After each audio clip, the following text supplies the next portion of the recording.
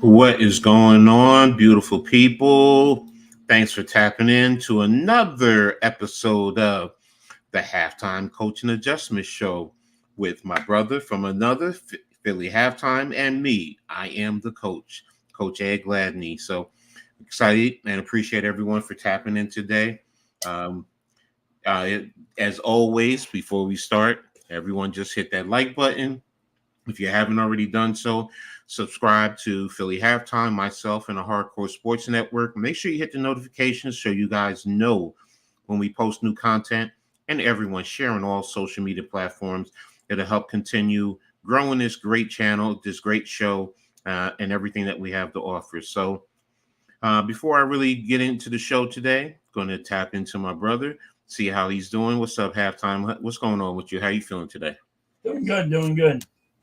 Yes. Trying to get my voice back. I kind of blew it. I don't know what I did to it. Was it with the baseball game? Were you streaming the Yeah. baseball game? Oh. Yeah, yelling at the baseball game. We got beat by 18-3. I think after that game, my voice just went down. I think I blew the voice box out. I hear you. I didn't stream for a whole week, and I still am talking like this. I'm like, oh my Lord. Well, try some lemon juice, maybe some honey. See if that will help. Tea. I know sometimes tea helps. Soda doesn't help, brother. It doesn't help. I can't get away with my soda, man. I do drink tea, or I'll drink in the morning time. I'll drink a lot of orange juice. Okay. That should help a little bit. So I know when I used to sing honey, because it helps coat the throat, the vocal cords. Right. So that'll help. So, but again, I'm going to get into a little bit today. Such great news and a little subject matter. It's a little bit close to home for me, so I wanted to talk about it. But before I do that, I'm going to jump into the chat, see how everyone is doing. What's up, Victor? Thanks for being here, man. Appreciate you. Chad, what's up? Told you our parent. He's already starting. What's up, Chad? What's up, Vic? Mrs. Halftime, thanks for being here as always. The actual executive producer of the show. So what's up, Chad, man? Again, thanks for being here. Victor saying hello. Victor, I'm not shocked, Chad. I had us coming back last night. Tommy, go ahead. Talk about your Astros. You're always talking about your Astros.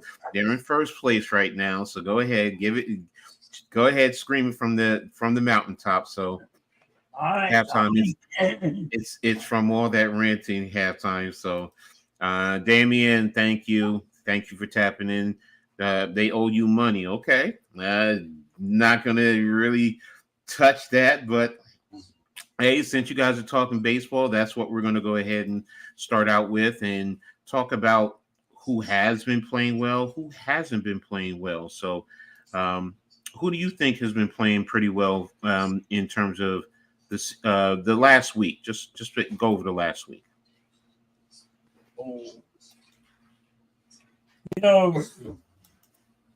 Baltimore is playing well. They're playing really, really good.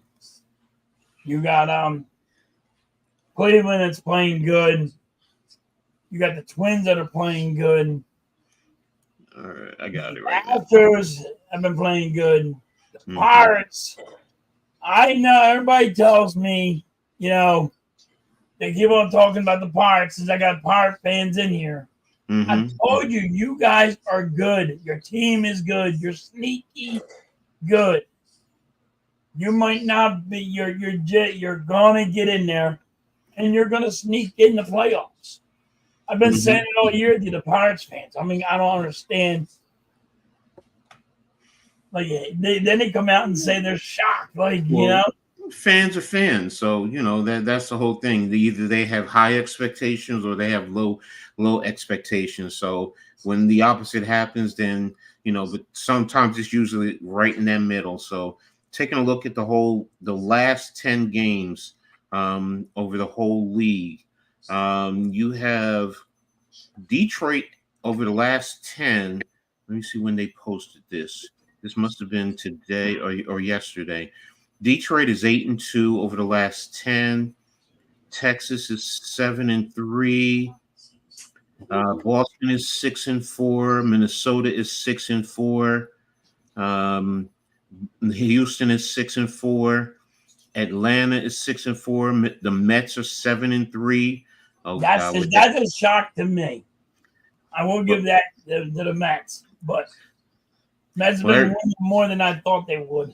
Well, everybody keeps talking about that damn grimace, so I mean, maybe it is a good luck charm for him. So let me see. Pittsburgh, like you're talking about, is 7-3.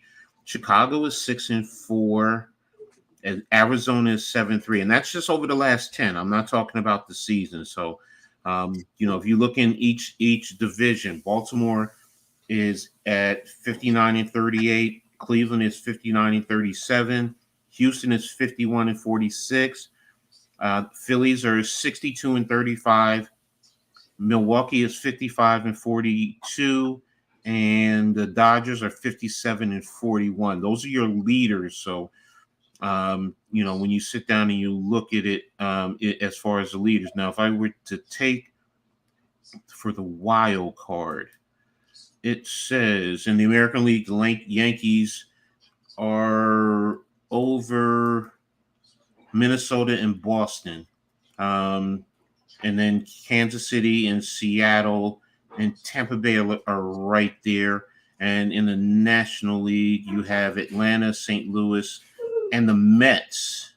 Looks like the Mets are in right now, with Arizona and Pittsburgh, creeping up right behind. So, that's, how it's been laying out there. So, just have a lot in the chat. So it's been pretty interesting. I mean, you guys, the Phillies have been doing well all year. So, Right.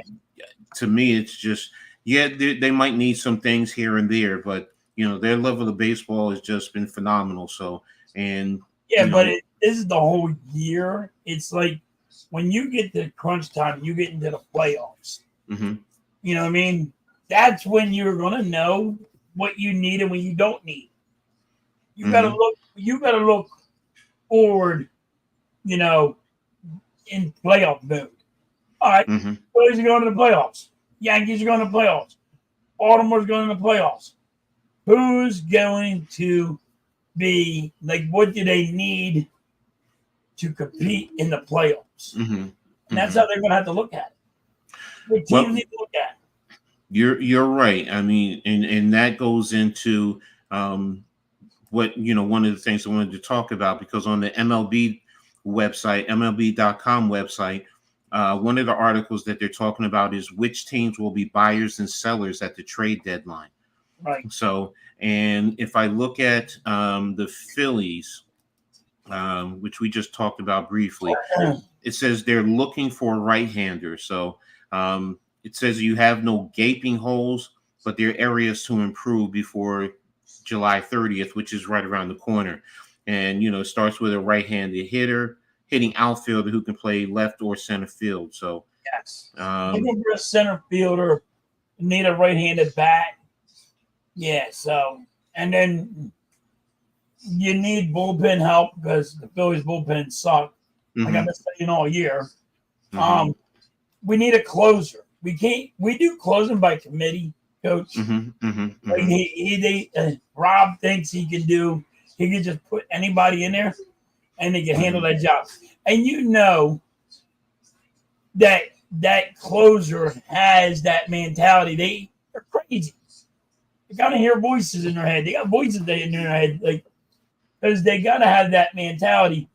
I'm unstoppable, and I'm just I'm shutting you down. I'm shutting you down. Next guy, I'm shutting you down. I'm not letting all these people out.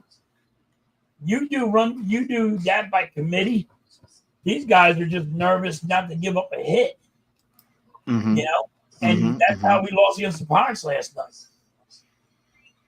Well, I mean, you're right in that regard in terms of what you need, especially with the closing by committee. You do want to have that dog who, come when you got to shut the teams down you know he's coming in, he's going to shut teams down and help you win and solidify. And having a steady closer, and that's scary when you really think about it, because having that closer really solidifies first of all, it solidifies your bullpen.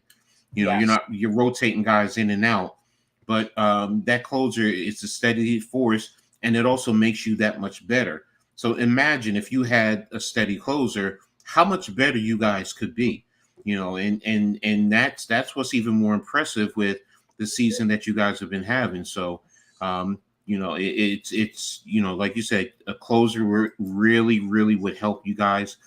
Where looking at the Yankees, it's saying that there's too many holes to fix in just one deadline, and it's true. I mean, you need pitching, you need you need in your starting rotation, you need somebody who's going to be that steady force. Can it be Cole? I mean, because he's been out for most of the year, but it's saying underperformance by Rodon and Nestor Cortez, which is true. Stroman, I don't think he's underperformed. I mean, he's just not steady. Clark Schmidt with the injury, and then also the Yankees could use an infielder. So, I also say pitching. I mean, management is also a factor too, because there's some questions. But in terms of players, yeah, that's some of the things that are needed. I'm going to touch on some of these other teams, but let me get caught up with the chat. Nimmer, thanks for being here, man. Appreciate you. Sixer fan, thanks for being here. Leaf Diggy, what's up, brother? How are you, man? I really appreciate you for being here. Chad, with the tomatoes, okay. Anthony Manzano. Is baseball a very typical game where eventually we're going to see the teams be great with defense, pitching, and hitting at the same time instead of being one-dimensional? I don't know. It just seems like so many teams are one-dimensional. I mean, am I crazy in thinking that? No, because sometimes the defense is alive and the bats are not, and it's not. It doesn't always work. They don't work as a unit. Like, they're not all on the same thing, on the same page. So a lot of the times, that's hard. No, I agree with you.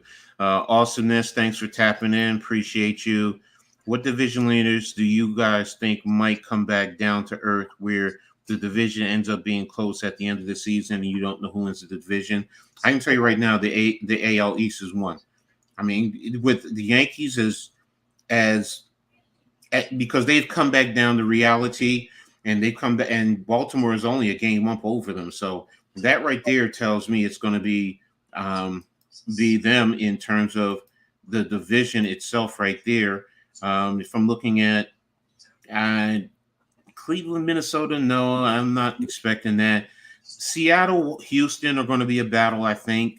That's going to be a battle right there. Seattle and Houston. Yeah. I think that's going to be a good one. The rest of them, you guys have an 8-game lead over Atlanta. Milwaukee has a 4.5. I mean, if you want to say Milwaukee, St. Louis, that's a possibility. I mean, the NL Central, I could see it, but there's nobody running away with it there. The Dodgers are 7 games. The Pirates are probably going to be in second behind Milwaukee. Mm-hmm.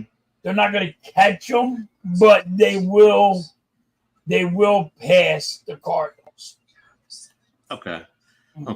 But see, the NL Central, though, it's always a mix. And the Dodgers, nothing's going to happen. They're Excuse me. far apart. There's not a lot of fighting going to happen. No. People are going to stay the same. Exactly. What's up, Arku? Thanks for being here, man. Appreciate you.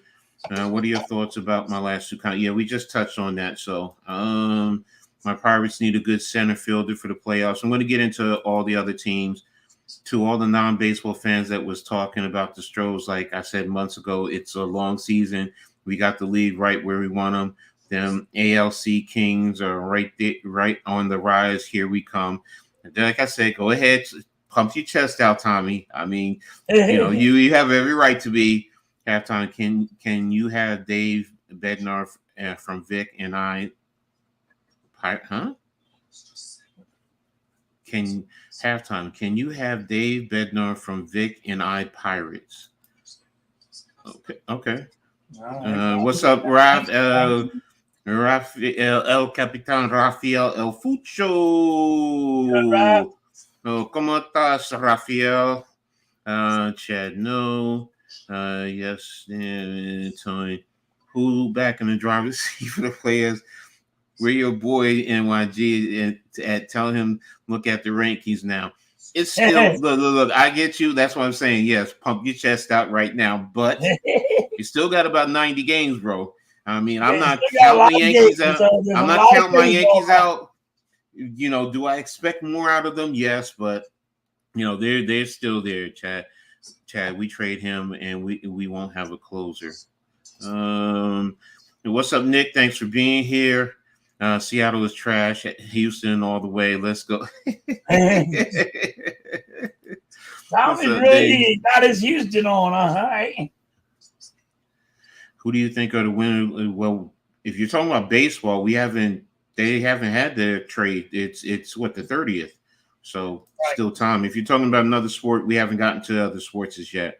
So Rangers are 5 games back now. Let me go back and take a look at the. Wait a minute, I was just looking at. Yeah, the Rangers are 5 back. Okay, yeah, you're right. I mean, yeah, okay. I mean, like I said, I haven't really been following them, so I can't see. The NL was wide open. Plus Pittsburgh plays St. Louis this week, Monday. Oh, okay, that's going to be big right there. From Houston, Knicks run the city. We're talking baseball right now, Nimar. Just hold that up. Sixers, my brother told y'all what was going to happen months ago.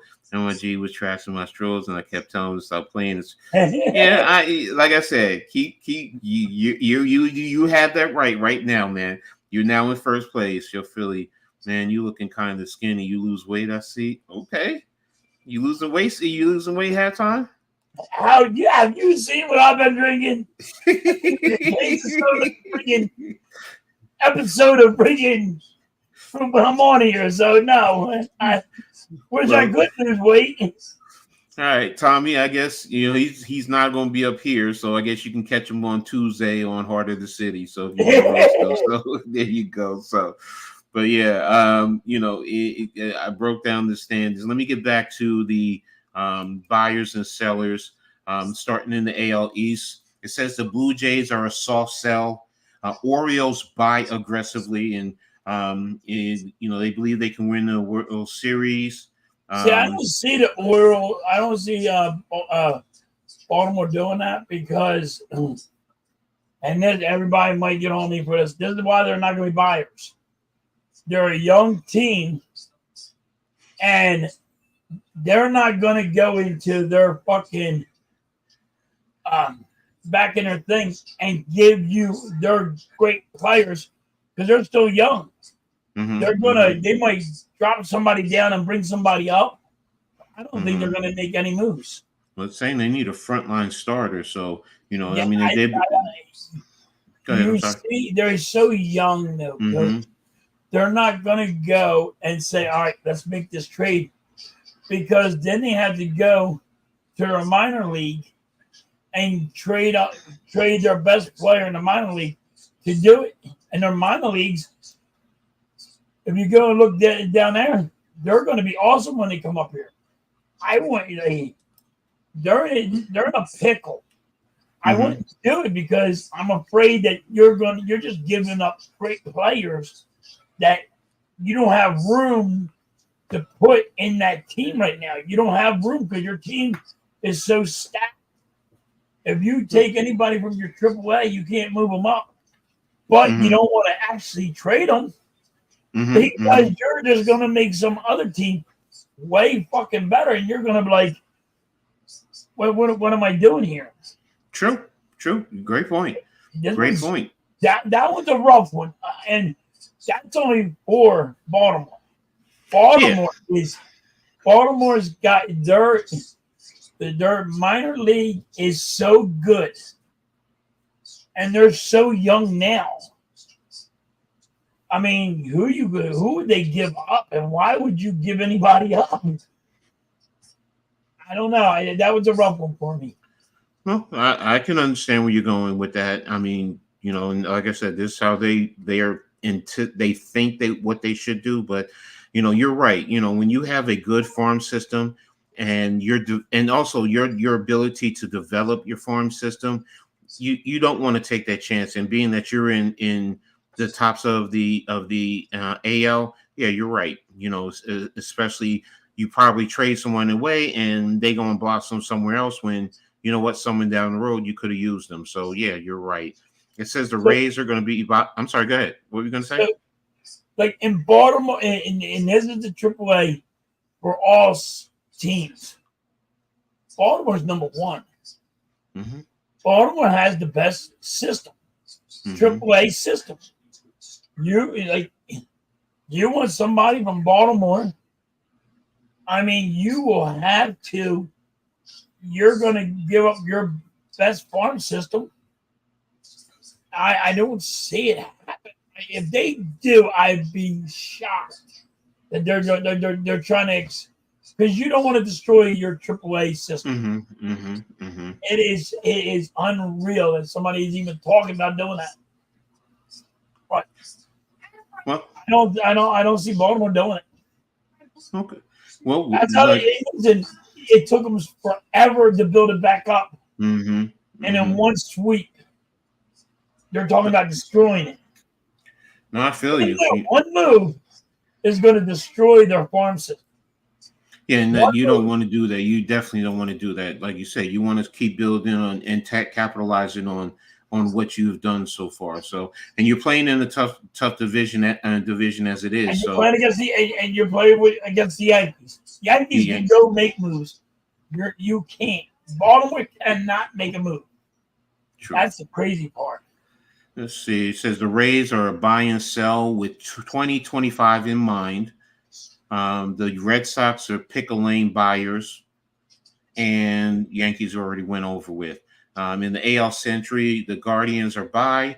The Royals are buy with 2025 in mind. Tigers are sell, which we all know that. Twins buy, but perhaps not as aggressively. White Sox trade, and oh yes, trade. Okay. Well, the White Sox are bad, but yeah, that's the crazy part. Yeah, White Sox need to trade everybody. Let's see. The out west, the Angels are sell. The Astros desperately seeking pitching. Yes, so, I agree with that one. The Athletics are selective about selling, which makes sense, especially with the move going on. The Mariners, big swing, literally. So it says there must uncertainty about the rest of. They want to add a bat, if not multiple. That's what they mean. Okay, that's what I was kind of figuring. And the Rangers lightly sell. So, and now let's get over to the National League. The Braves are buy. The Marlins are sell. The Mets cautious buyers, and the Nationals are sell. So the Mets are so hurt. I don't know how they're doing what they're doing. You know what I mean? They're about to pass the Braves. The Braves are hurt, but the Mets are hurt too. And I see the Mets selling. But the reason why I say I see Mets selling is because of the ownership of the Mets. Well, remember, you have they put the rules in place because of him. He's a spender. He has the money. He has the money, but I see him selling. He's been on that money, and all these players, as soon as he got them, they went, I'm hurt. I'm hurt. But you know what? He also is in a quandary because you don't want to sell off because you want to go after Juan Soto next year because that's one of the biggest rumors. And if your team doesn't look like it's going to compete, Soto ain't coming there. So I kind of understand where they're saying to be cautious buyers.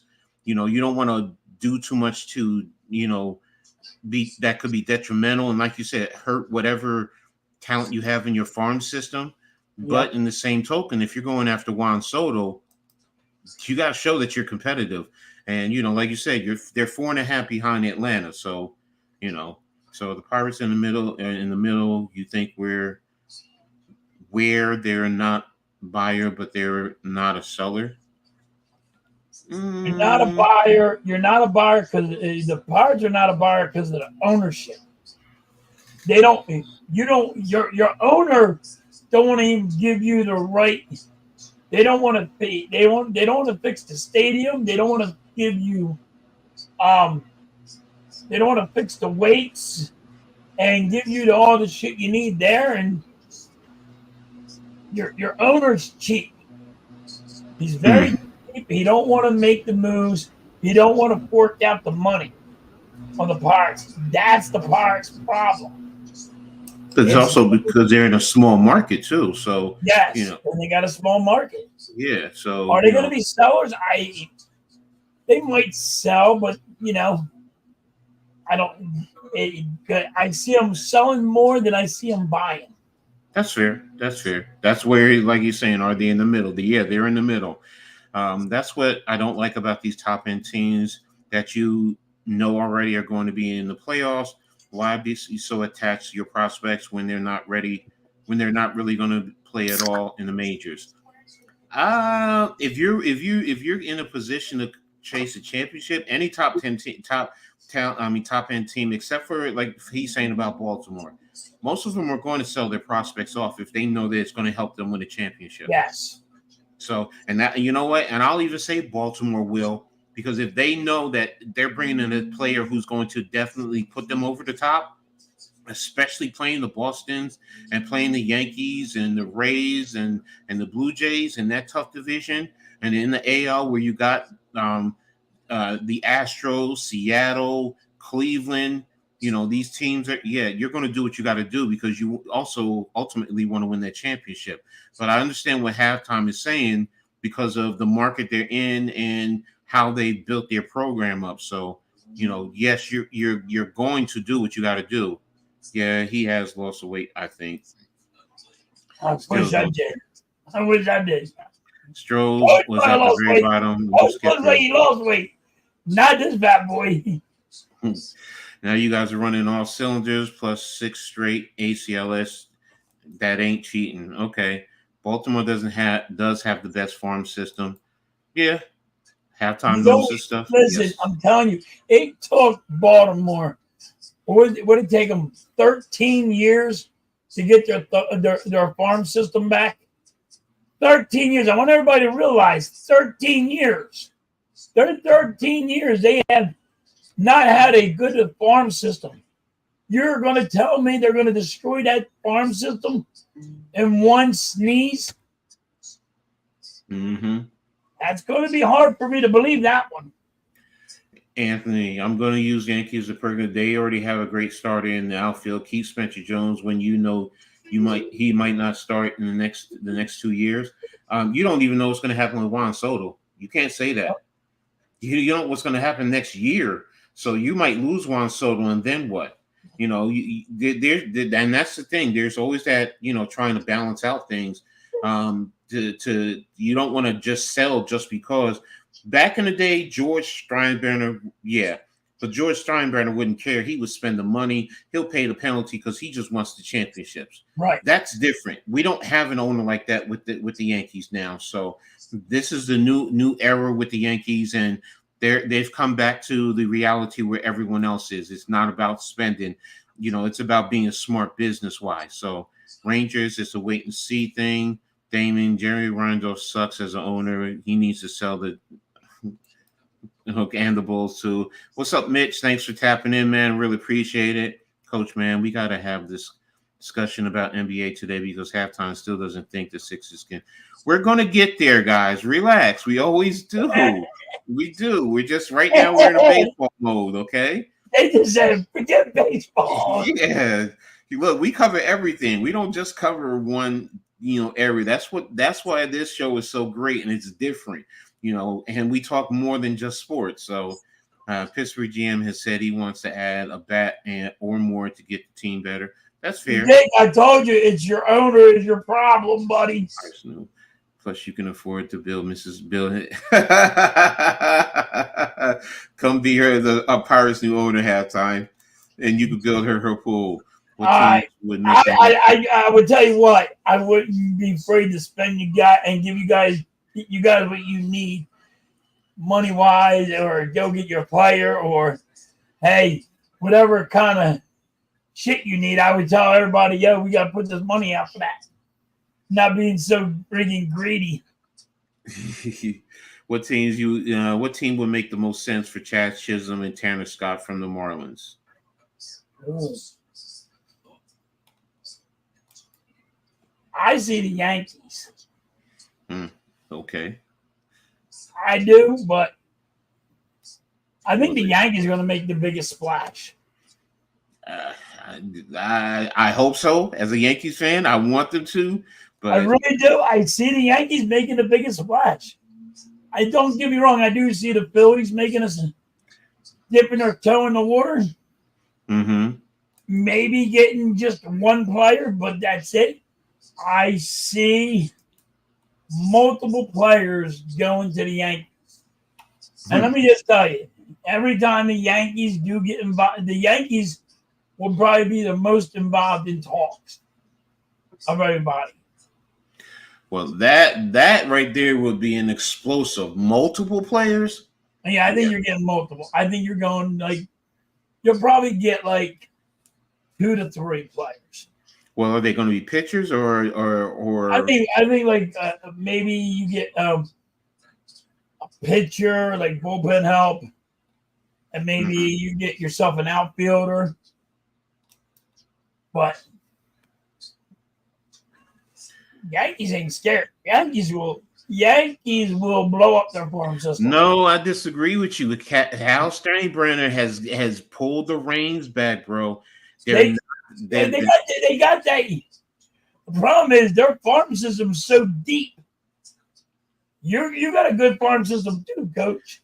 I'm not going to sit here and disagree with that. I mean, right now, here in Jersey, I just know people. I just know how they are. I get it. They're saying they're turning over a new leaf, but I think it's bullshit. I think you're never going to turn over that leaf where you're going to say, you know what? We're not going to throw all the money at people. We're not going to do it this way no more. We're going to change the roots. Nope. Hard for me to believe it. Well, I mean, like I say, Hal Steinbrenner has pulled the reins back some, but not completely. So, as a Yankees fan too, I feel the same way. Reason why Hal Steinbrenner has kept Cashman, and Boone around is because they're yes men. So, Blanco, Verlander, Hader, Astros ready to dominate. Okay. The Yankees are down 6-0 to the sorry Rays. So the Yankees are inconsistent, man. They're inconsistent. I mean, they had that great start, and now it's back down to reality. So they're not a bad team. It's just that the expectations were so much higher when they started fast, and now and plus you see all the holes that are needed. So you do have a lot of holes now. Yeah. And you think about that. Yankees have a lot of holes, and they're one game out of the division, and literally a game and a half out of the American League overall lead. So, that's why it's not doom or gloom like a lot of other Yankees fans. So you don't think the Yankees are going to make a splash? No, honestly. Hal Steinbrenner has shown me that if he does, he'll do one, and his big splash right now was Juan Soto. I don't think he's going to do. He'll probably tinker because he doesn't want to spend as much as he has in the past. And with so many big money players right now, I don't think he wants to even add more.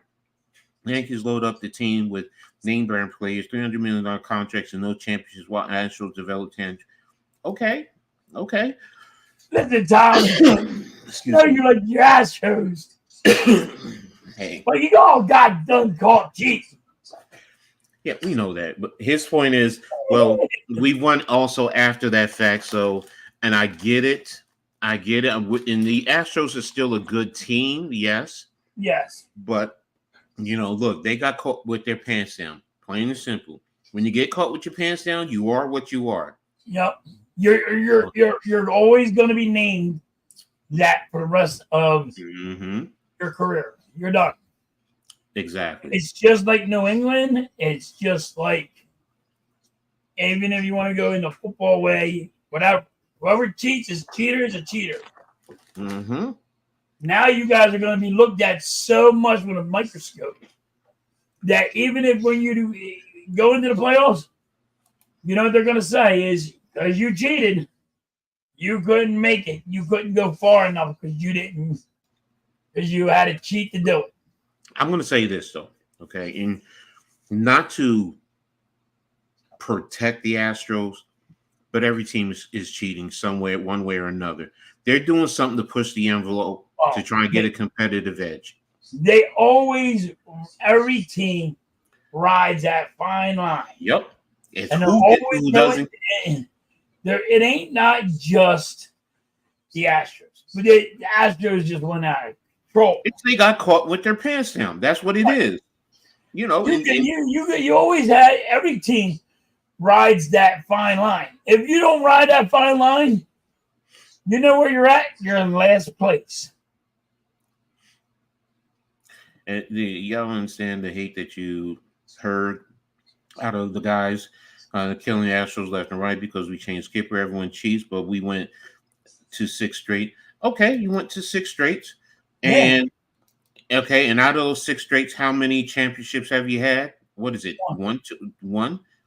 So, I mean, that's the difference. That's the cheat part. If you're going to cheat, at least come bring it home, baby. You got to bring out the 6. Yes. If you're going to do it right. Then take the 6. Look, Tommy. Everybody cheats or 2 championships. And when I say cheat, I mean push the envelope. As a coach, there's times I'm looking at the rule and I'm like, all right, it's kind of vague, so let's push it. Let's push it. You can push it to certain extent. Okay, it was 2 championships, Tommy. I got it. Okay, it's 2, but still, that's a 33%. That's a 31 baseball 33%. 333 is a good percentage, but you know what? It's not 4 out of 6. So you know what, Tommy? Here's the thing. And that's where you can't get me as a Yankees fan. There's nothing anyone in baseball can say to me when it comes to the Yankees. Say what you want, or we haven't won in XYZ amount of years. I just say one thing: 27. When y'all can talk to me when y'all close to 27 in your history, then come talk to me. And let's be real. I remembered when the Astros was a toilet bowl. They was a toilet bowl, but every team has also had those moments. Yes. But now when you talk about, yes, we haven't won recently, and I get it. Everyone's in a what have you, as I say, they're in Janet Jackson mode. What have you done for me lately? I get it. But you know what? Your history is who you are. And we're 27, baby. So say what you want. Say what you want. A drought. Yankees said, go look at the Yankees history. We always have droughts. And guess what happens? After the droughts comes a long-ass run. A long-ass run.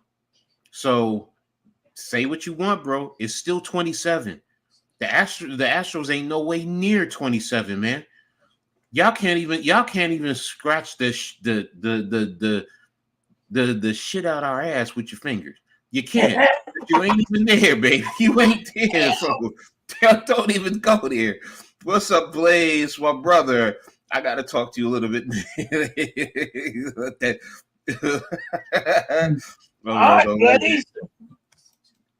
So, yo, Tommy, it doesn't matter what the drought. I said, look at the Yankees history. Go look at see, this is the thing. You're only focused on right now. That's all you know you're the horse with the little blinders on, where I'm looking at the big picture. I'm looking at everything. You want to keep ignoring what I keep saying. 27. And how many championships does Houston have? How many World Series championships does Houston have? If you want to talk trash, baby, I'm going to talk trash to you. Because you can't, like I just said, you can't scratch the shit out of our ass, man. You can't. So don't play yourself, Tommy. Don't. No. Not the Yankees, baby. Nah. You can talk drought right now. I get Tommy's got his. It doesn't matter who chips. I understand that Tommy's team is fucking. Like, he likes his team, and he's happy his team's going good, and he's got his chest out. That's awesome. Yeah. Okay, Tommy. Okay. Let's see what happens, Tommy. Right now, guess what? Okay, Tommy, I'll give it to you. You know what? You're about ready to bust your nut right now, baby. Okay. Okay, bust your nut. God, bust it, man. Bust it, man. Enjoy it right now, bro. I mean, damn. I mean, you enjoy it, but you know what? I've had many more nuts busted than y'all ever had. So whatever, bro. Whatever. So your Rangers need to get back in the race. I'm tired of the Astros. All right. So yeah, but Tommy, thank you, man. I really appreciate that. So all right, right now we're gonna move on to the next subject matter. This one's a little bit. It's there. I want to say personal. I don't want to say personal per se, but it is personal because of what it means to me. So, and it's called what I say is, why is it a problem for people who are reclusive and or an introvert in society? Why are they looked down? Why are they thought of as people who have mental issues?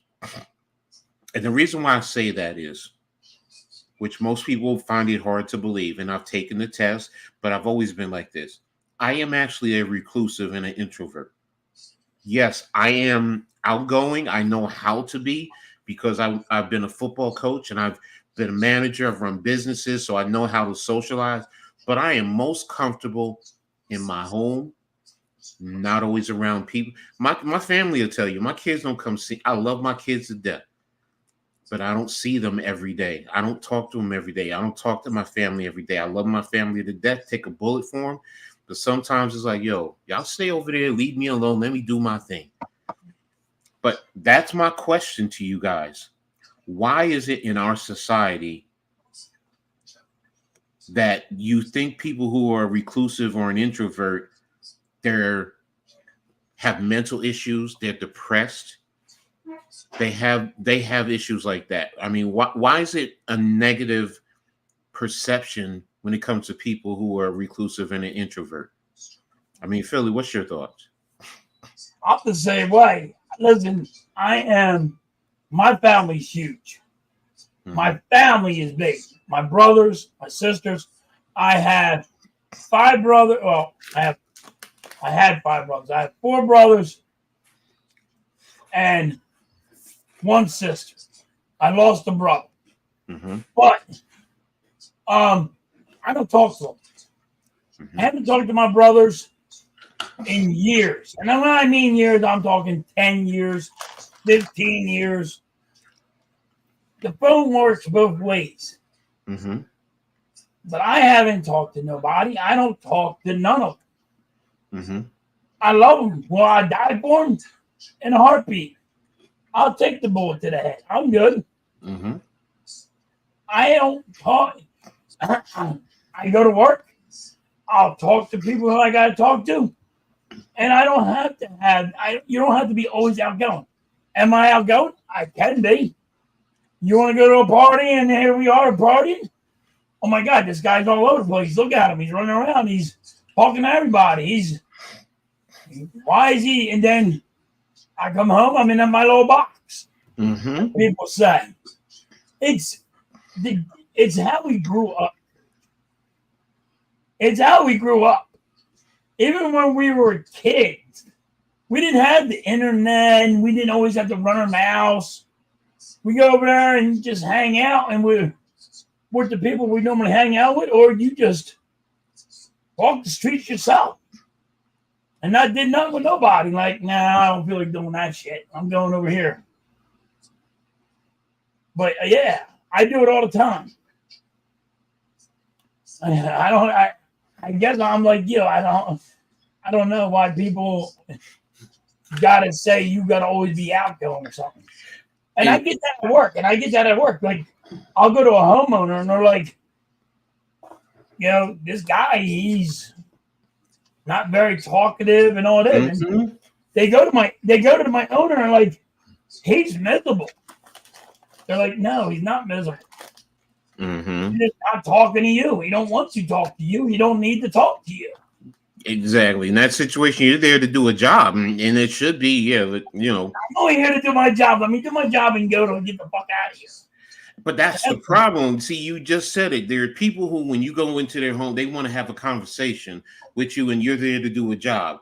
Yep. Or or if I'm sitting somewhere and I'm being quiet and I'm just being observant. Like, for example, there are times I used to go to the park and just sit and watch people. Just sit and watch. Yep. You don't have to talk to me. Yes, if you want to come, hey, how are you doing? That type of thing. Yes, that's fine. That's fine. But keep it going. But just because, I'm close to you, you want to have a conversation. And if I don't have a conversation, then you're looking at me like I'm weird. No, I'm not weird. I just don't want to talk. I just don't want to be bothered. I don't want to be bothered by you. I don't want it. Exactly. And that's the thing that really, you know what? That's what irritates me. Because just because somebody doesn't want to talk doesn't mean that they're crazy. They have mental issues. They're depressed. The medical field. Look, I get the medical field. It's all about that money. But yeah, they're so quick to, oh, well, you sit in the dark without the lights on. Well, sometimes the lights hurt my eyes. Sometimes sitting in the dark is just relaxing. Sit there, put on some meditation music, or put on some nice soft. Some nice soothing music, and you just sit back and relax and go into another world. Doesn't mean I'm mentally, I have a mental issue. Just because I'm reclusive does not mean I'm going to pull out a gun and shoot you. Right. Now I can if you get on my damn nerves. Now that's a different story, but seriously, just because I'm like that does not mean it's a problem. And it's not a mental problem. It's you don't want to be fucking bothered by the stupid shit. Thank you. That's all it is. We already know when you come up to us, a guy like me and a guy like Coach, we already know you're coming up with us and saying something stupid. We're already rolling our eyes like, what the fuck do you want? Say something, say your stupid outburst and roll on to. Because we don't even want to hear it. I get it. I deal with it all the time, Coach. See, there's also another side to this too. Is in terms of those who are artistic. See, growing up as a kid, I was into art, and I would sit for hours and just draw. Sit in my room or go outside and just draw whatever I'm looking at and whatever I feel. And I didn't want to be bothered. It's just, what? Let me just do my thing, sit quietly, and enjoy life the way that I want to. Y'all want to go and talk and party and chase each other, have a good time? Do you, as long as you're not hurting anybody. I'm cool with that. I respect that. But respect. We partied enough. Me and Coach over here partied enough when we were younger kids. We're not young kids no more. Exactly. So, and it's really interesting. It's frustrating and aggravating, but it's also interesting where people who are outgoing who look at you like, what's your problem? I don't have a problem. What's your problem? Because you want to come over and talk to me and whatever, and I'm sitting over here minding my business. Why are you bothering me? Why? So, Coach, here you go. The funny story. Glad you brought this conversation up. So, I'm at work. Doing my job. And guy said, what's up? I said, what's up? And I walk on, I'm going to go do my job. He called my boss. Your guy wants to beat me up. Yeah. Look on his face. He looks miserable. He's not talking. They're like, my guy don't want to talk to you. My guy don't have to talk to you. He's there to do a job. And it wasn't the homeowner. It was a random guy off the street. I was in the back of a truck getting one out of gate. I didn't stop to have a conversation with this man. Mm-hmm. I didn't bring my pom-poms out, being all cheerful for him. He called my boss and said I was going. He felt that I wanted to beat him up, and all I knew is it was up. Like, you people have to realize, not everything is all about. You got to be all cheerful. Exactly. I'm going to do there to do a job. Do I want to be at work? No. I'd rather go do what you guys do. This guy was just jogging. Mm-hmm. Yeah, listen, you do you, and let me do me. Exactly. My boss just looks. My boss called me on phone. He goes, "Dude, what are you doing?" He goes, "I said, what?" He goes, "Dude, were you just talking to a jogger?" I said, "What's up to him?" Because he said hi. He goes, "The guy he looked at you because I'm a big man." Mm-hmm. He said, "The look on your face looked like," he said, "you wanted to beat him up because you look so angry." I'm like, I get that. Dude, I'm like, tell the dude go friggin' pound sand. Look, I get it all the time too. I understand being a big guy. You know, if you're not smiling, and that's the thing. To some of them, you're intimidating, and that's the thing. If I'm not smiling, and I'm just like, this is my look. This is my look. You ain't getting a smile out of me. I don't smile. I'm not friggin' cheerful or whatever you want to call it. This is it. This is what you get, baby. And you're so right. See, and that's why a lot of times because I get it. Why are you not smiling? I get it. Why I'm not? Why they ask me that? Because they're intimidated because they're worrying about something negative as opposed to, you know what? Just leave that person alone. Not that I'm in pain 24/7, 8 days a week. Exactly. You know what I mean? Like, I from my toes to my friggin' neck is friggin' in pain. Don't care about me like that. Don't worry about me. That's the other thing. So now, exactly. Now you're at that point in our lives where, you know what? Everything hurts, man. Everything hurts. So I got from my fingertips to my toes that I'm always in pain. See, you say fingertips. I go from the top of my head down to my toes. Yeah, you know what I mean. Yeah. I mean, I got back injury, neck injury, freaking. Mm-hmm.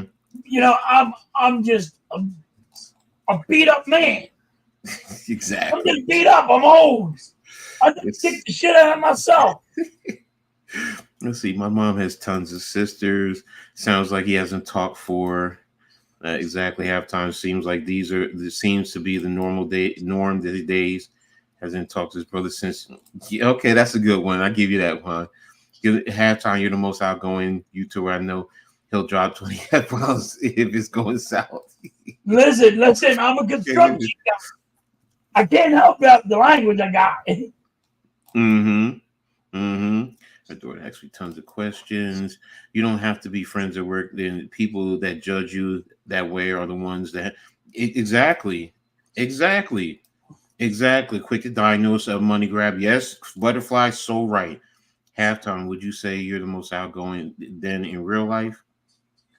No, I'm an outgoing person when I want to be. I choose to do what I want to do. Exactly. I'm not going to sit here and be cheerful, going to work, skipping and hopping to my job. I'm not doing that. You're wrong. Yeah, nobody's gonna go hopping along, skipping along, singing, bringing follow the yellow brick road. I always tell people this is one of my favorite lines. This ain't Ren and Stimpy. Happy, happy, joy, happy, happy, joy. No, it's not a happy, happy, joy guy. I love that quote. Now I'm going to use it, Coach. Yes. Yeah. I'm not that guy. You said it best. People always think you need to have friends to have fun. No, sometimes you can have fun by entertaining yourself and having exactly. Like I'm telling you, sometimes being on the computer, just putting on some music, jumping around, doing whatever is relaxing. I lived by myself. Now, here's the thing. Growing up, had both my parents and two brothers and a sister in the house. Even when my parents separated, had my siblings. Then I went from that to living with my girl and my daughter. And then I ended up having a total of 3 kids. Then when she passed, I had 3 kids. My mom came with me. So when I got sick and then I moved into this place, I'm like, I'm by myself for the first time in my life. I'm by myself. Yeah, it's heaven because I can do whatever. Heck, I always make the joke. Heck, I could walk around my house now butt naked and I don't have to put clothes on. So it's just little things like that where, as someone who likes being by themselves sometimes, I'm not saying 24/7. I'm not saying that, but and I've taken the test. I know the percentages.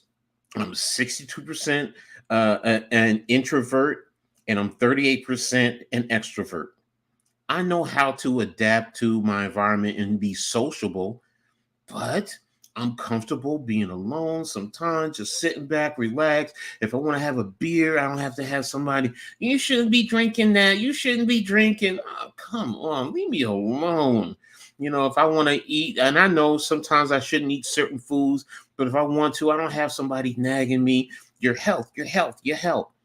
I'm a grown ass man. If I choose to do that, if I want to be alone and do, whatever the reason, it just baffles me the level of that we look at people who are reclusive and introvert, and there's a certain level of fear. And I get there are some who are really over the edge and they've done some atrocities.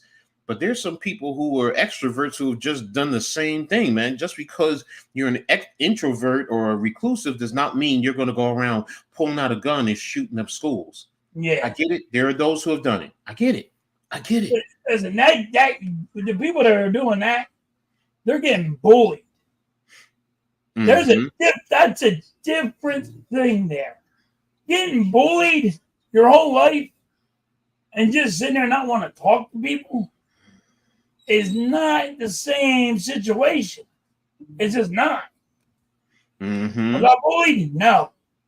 I've been big all my life. Nobody go bully me, and I had too many.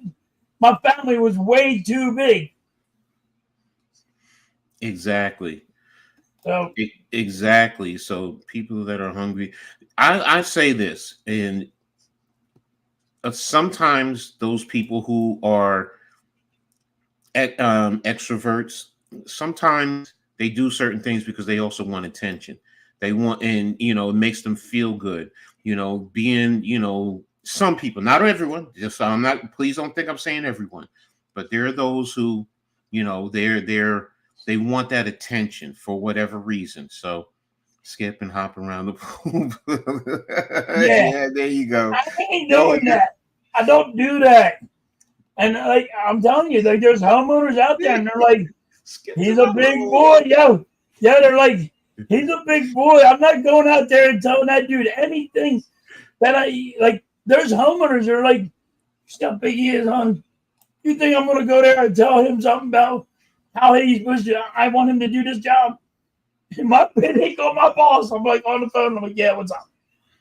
The homeowner wants you to do this and do that. I'm like, I'm here. Why won't he just come out?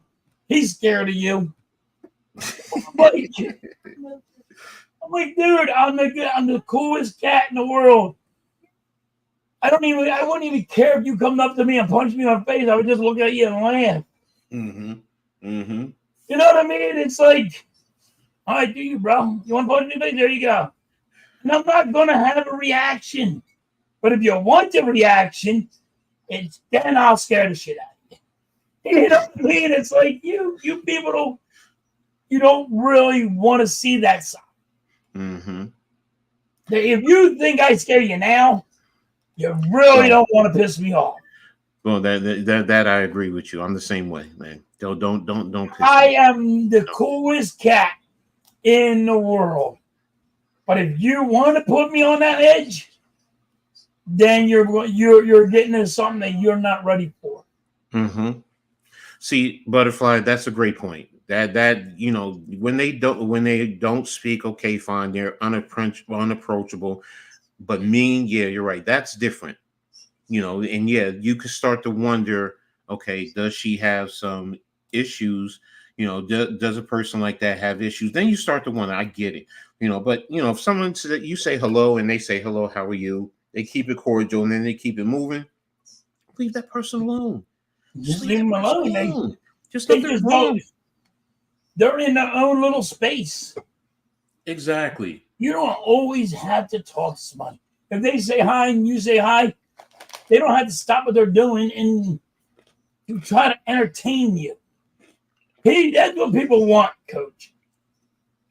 When they say hi to you and you say hi back, now you're supposed to entertain them. That's how I feel, and I'm like, I'm not up for that. Yeah. I'm not here for that, brother. I'm not here for your entertainment. I'm not here, to stop what I'm doing to have a conversation with you. And hop, skip, and jump and yelling about the yellow big goddamn road. Let me do my thing and let me get my shit done so I can go relax. So I can, do what I want to do. Exactly. I don't have to always bow to you. And see, that's the thing. You do what you got to do in society, and then you want to get back to your comfort zone. My comfort zone is my apartment. I always tell people I'm a turtle, and some people look at me like, "What do you mean by that?" Because I live in my apartment. That's where I'm most comfortable. I'll stick my head out, do what I got to do, then I'll come back into my apartment. Sometimes I need to get out more, and I get it. I'm not saying I don't, but you know what? This ideology that, if you're reclusive or you're an introvert, you're depressed, you have mental issues, it needs to stop. Get to know each person individually, because just because others do certain things does not mean everyone does the same thing. It's not a collective thing with everyone. It's, everyone is different. Everyone is separate.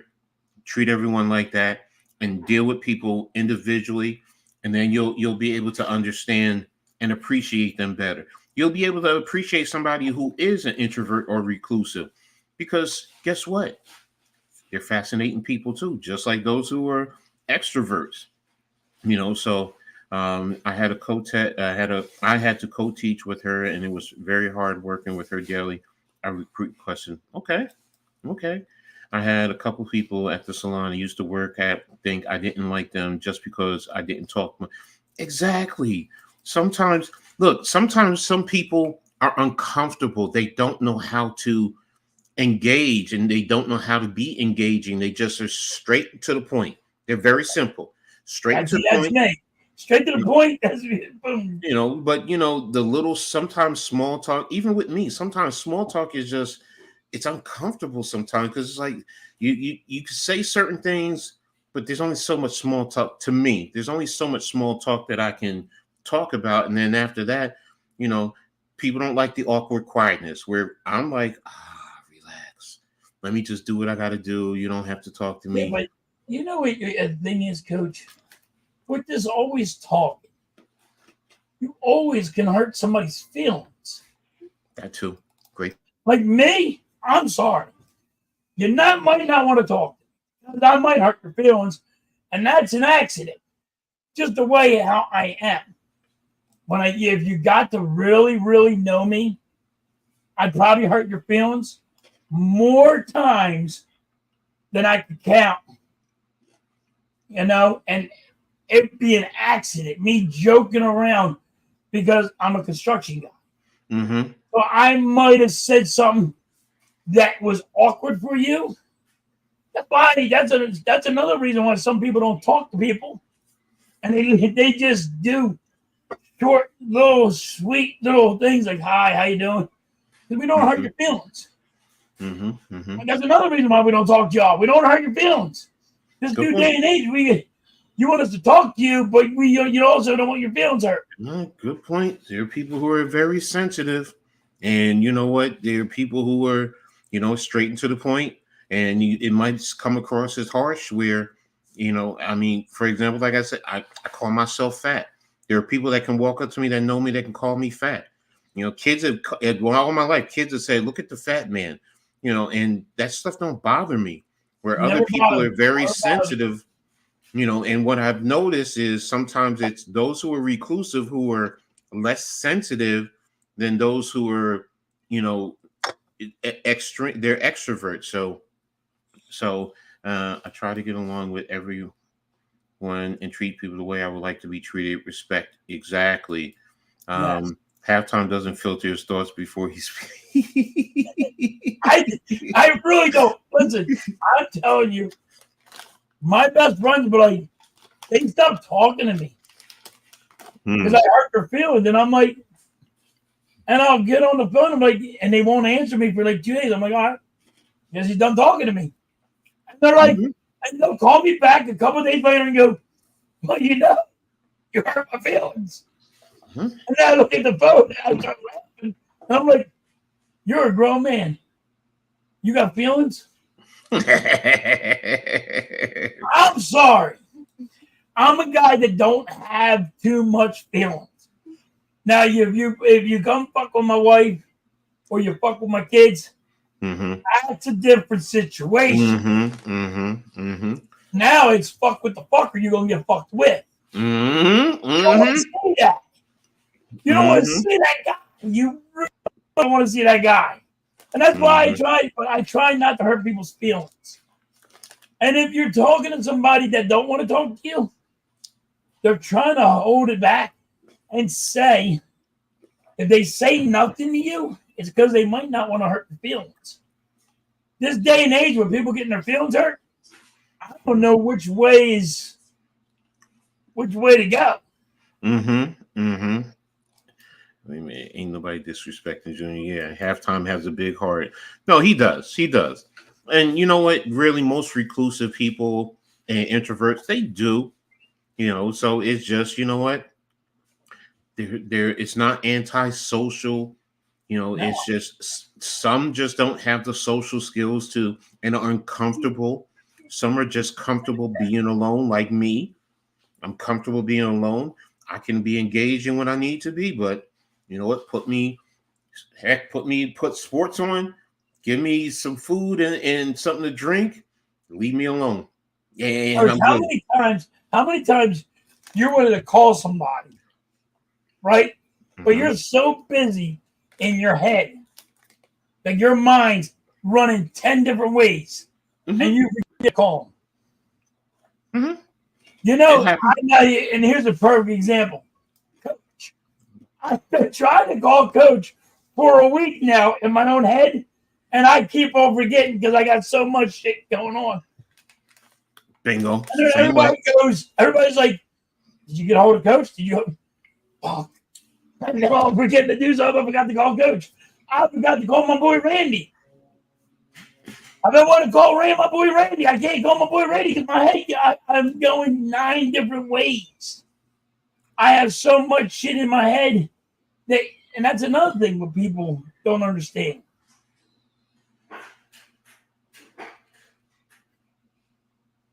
No, finish what you're saying. I was just saying to Butterfly, yeah. Yeah, and Butterfly's right there. Just give him a chance. Exactly. But there's another thing that people don't want to hurt your feelings. You know what I mean? How many times you talk to somebody and you accidentally hurt their feelings? No, of course. It happens all the time. It happens all the time. So and it's not intentional. It's not malicious. It's just that, you know what? Again, some people, when they talk, it's unfiltered and they're just who they are. And, there are people who are very sensitive and they don't know how to handle people who are not like them in a sense. Very outgoing and personable per se. And you know what? It's good. It's cool. But then there's times where, you know what? That's another thing. Or if you're talking to somebody, and I'll talk to somebody, and how I talk, I'm not going to change the way I talk. I don't care if it's the president of the United States. I'm going to still probably drop an F-bomb at him. I don't care who it is. It could be Jesus Christ coming to me. And I probably would still drop the F-bomb at him. But that's me. I mean, like, it's not going to... First of all, if it was Jesus Christ, I'd be like, oh, shit, Jesus Christ, what the fuck? How'd I get here? I'm at the pearly gates or something went wrong. But anyway, like, I'm just saying, I'm never going to change. So if you go up to me and I accidentally curse, but I'm talking to you in a conversation, it just hurt your feelings because a curse word came out of my mouth. Like, come on. That bomb hurt your feelings? You know? Well, It's let me tell you something. There are times when new day and age is not for me sometimes. There are times when profanity slips out in front of my mother, and my mother will go, Edward. I'm like, Mom, I'm a grown man. It happens. You know, and then I'll go to her, Mom, I've lived with you. I've heard you use profanity before. Yeah. Come on now. So, you know, we all do. So, but again, you know, there are those moments where, you know, again, when you're an introvert, it's just ultimately we're not bad people. We're not crazy. We're not depressed. We're not trying to hurt you or hurt anyone. Yep. Sometimes it's just, you know what? Leave them alone. If you leave them alone, they'll come. And I always, everyone who knows me knows, you know what? My sister is big on it. You know, somebody will complain, well, you know, I tried to reach Ed and, you know, and she'll say, leave Ed alone. If he wants, when he's ready, he'll reach out to you, you know, or my mother, you should always want to do something. Ma, leave Ed alone. When he wants you, he's going to ask you to do something for him. Otherwise, leave him alone. And like right now, because I'm just saying, well, because he's disabled, and Ma, he's still a grown man. Leave him alone. You know, and it's the one we fucked with. Why do people just want to fuck with people? I don't get it. Because it makes them feel better per se. You know, and I get that. Don't get me wrong. I'm not trying to steal someone's joy, but what about my solitude and my joy? Why must I give just to make you happy and you in turn not reciprocate? And you know what? He wants to be happy. He has peace. And that's ultimately what it's about. We all want to look for our own version of peace. Some people find peace being around everyone and being in the big gatherings and being in big groups. Okay, cool. I've done that, been there, done that. But you know what? A lot of times I slip away and I go do my own thing and I'm happy. So, you know, whatever it is, whether I just want to be alone, whether it's I spot a female and I'm just like, yo, I want to slide over into her DMs, as they say, and I want to go grab her and me and her go alone and be alone. I want everybody to know my business. You know, leave us alone. One thing I love about Halftime is he's real. What you see is what you get. That's why we are friends. And I like, there you go. Don't ever change that. No, he's not. He better not go work with kids all day at Philly and give. Butterfly, I've been a substitute teacher. I've coached youth football. I get what you're saying. There are a lot of kids there that also pull on the strings. But in the same token, you know what? When they go home, sometimes it's like, they went home. Now I don't have to deal with them. You know, Halftime remind me of that one high school friend that was older and you never needed to act a certain way. There you go. Coach, I feel the Phillies are better than the Yankees, but the Yankees are better when Babe Ruth played and also when Matt. Yeah, you're right. You're right, Bruce. Halftime for president. Blame the rest. Hey. Give it a week. Halftime, Philly. Middle school kids. Yeah, I substitute. I'm going to tell you now. If you think the kids are bad or they got issues now, I'm going to let you know. When I went to school, you have no idea what you would have done. Me personally, as a kid, you did not want to be a teacher of mine. You didn't want to. You think these kids are bad now, and these kids are got. Nah. Because I was the same person when I was a kid. Don't fuck with me. True. And when you fucked with one of my friends, they knew not to fuck with my friends. Yeah, but that big guy's coming.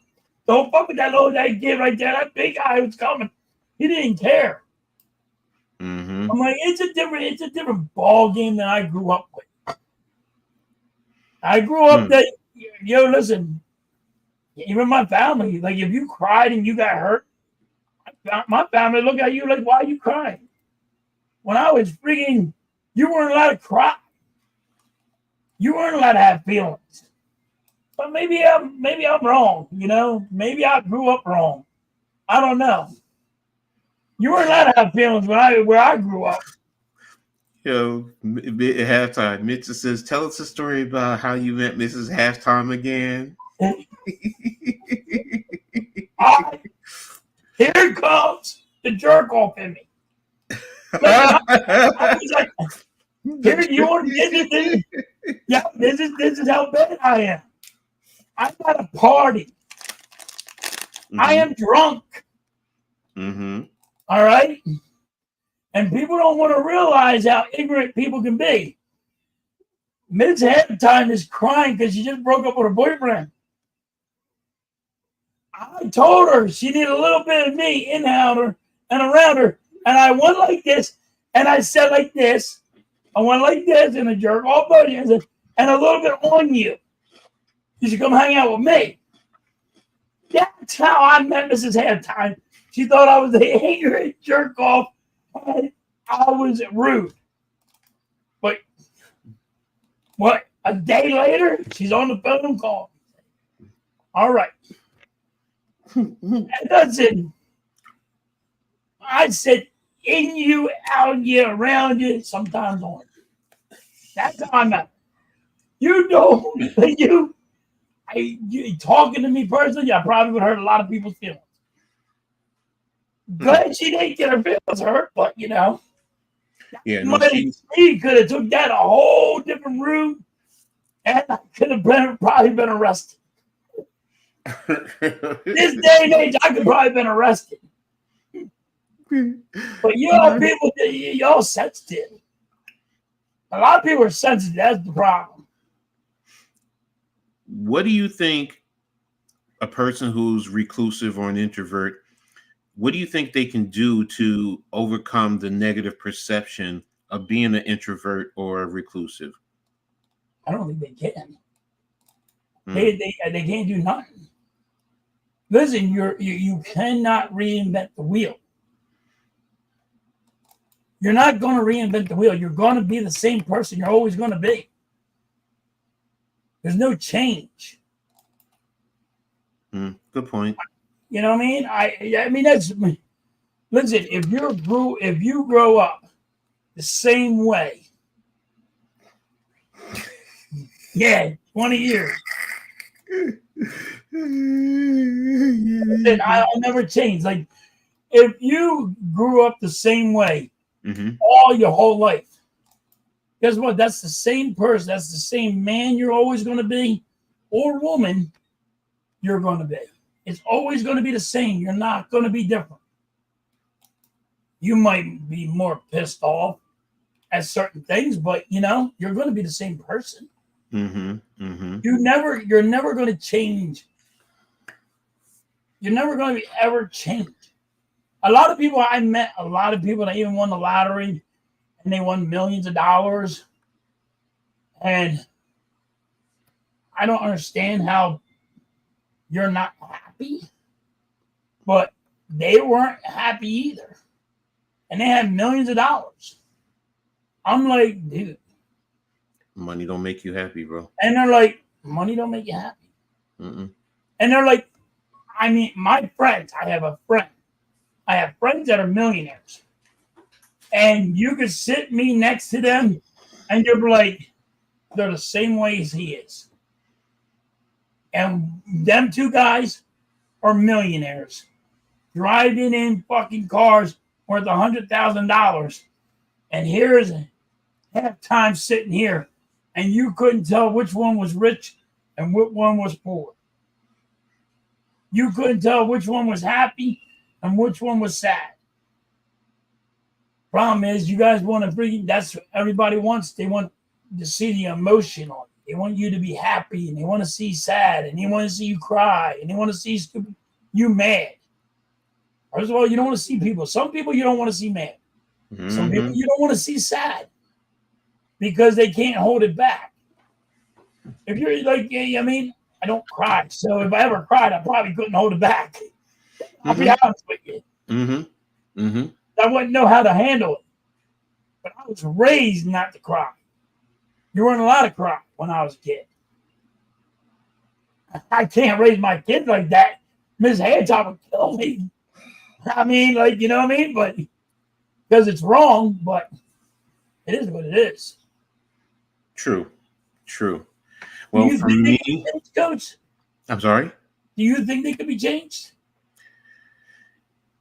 In terms of the negative perception, yes, it can be changed. And the biggest way that it can get changed is, number one, have a conversation, an open-minded and understanding conversation. And then once you understand that that person is not, a threat to you, just leave the person alone.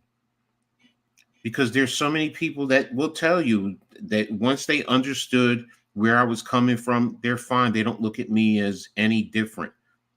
They can see me, socializing and having a good time with everyone else. And yeah, I can do that. And I'm not saying I don't have those moments, but there's plenty of times where I just want to be left alone. When I lived with my first wife, God rest her soul, man, she would tell you, and this is I would come in from work and I would go downstairs into the living room and I would be down there for hours. She's upstairs doing whatever for the kids, whatever. If she needed me to do something, she could call me, say, could you do this, blah, blah, blah. There were times I would go upstairs, check on the kids, whatever the case may be dad. But then I'll go downstairs into my own little place. That was my man cave. Because men, we like our man cave. We like to, be alone sometimes and just do whatever, whether it's watching sports or playing video games or whatever the case may be. There's a lot of us who there are people that play the video games with others on the games. There's others who they want to play by themselves. They just want to play the game by themselves. And that's it's just they're happy. And I forgot who said it. I think it was Tommy. Tommy said it earlier. Misery. Yeah. Misery needs company, and people who are bothered by peace and solitude are those who don't have self-peace within themselves. And that's what it's about. Having that peace, that inner peace. And once you understand that, that's where that person is, they have that peace, and you could look at them and see that they're happy just being alone sometimes, doing their own thing. If they're at work and you say hi and they say hi and go back to work, you don't take it personal. What's wrong with him? Why you catch an attitude? No, leave him alone. Some people just don't want to talk, or they're not about talking. They don't know how to talk, so, and there's some people who can adapt, and there's some people who that's all they want to do is they just want to talk. And sometimes you just want to say, shut up. I feel one of the nicest people mentioned Coach Ed and Earl to say, I am so happy you are my friends. All right, Bruce. Thank you, brother. Cool with us too. So, but yeah.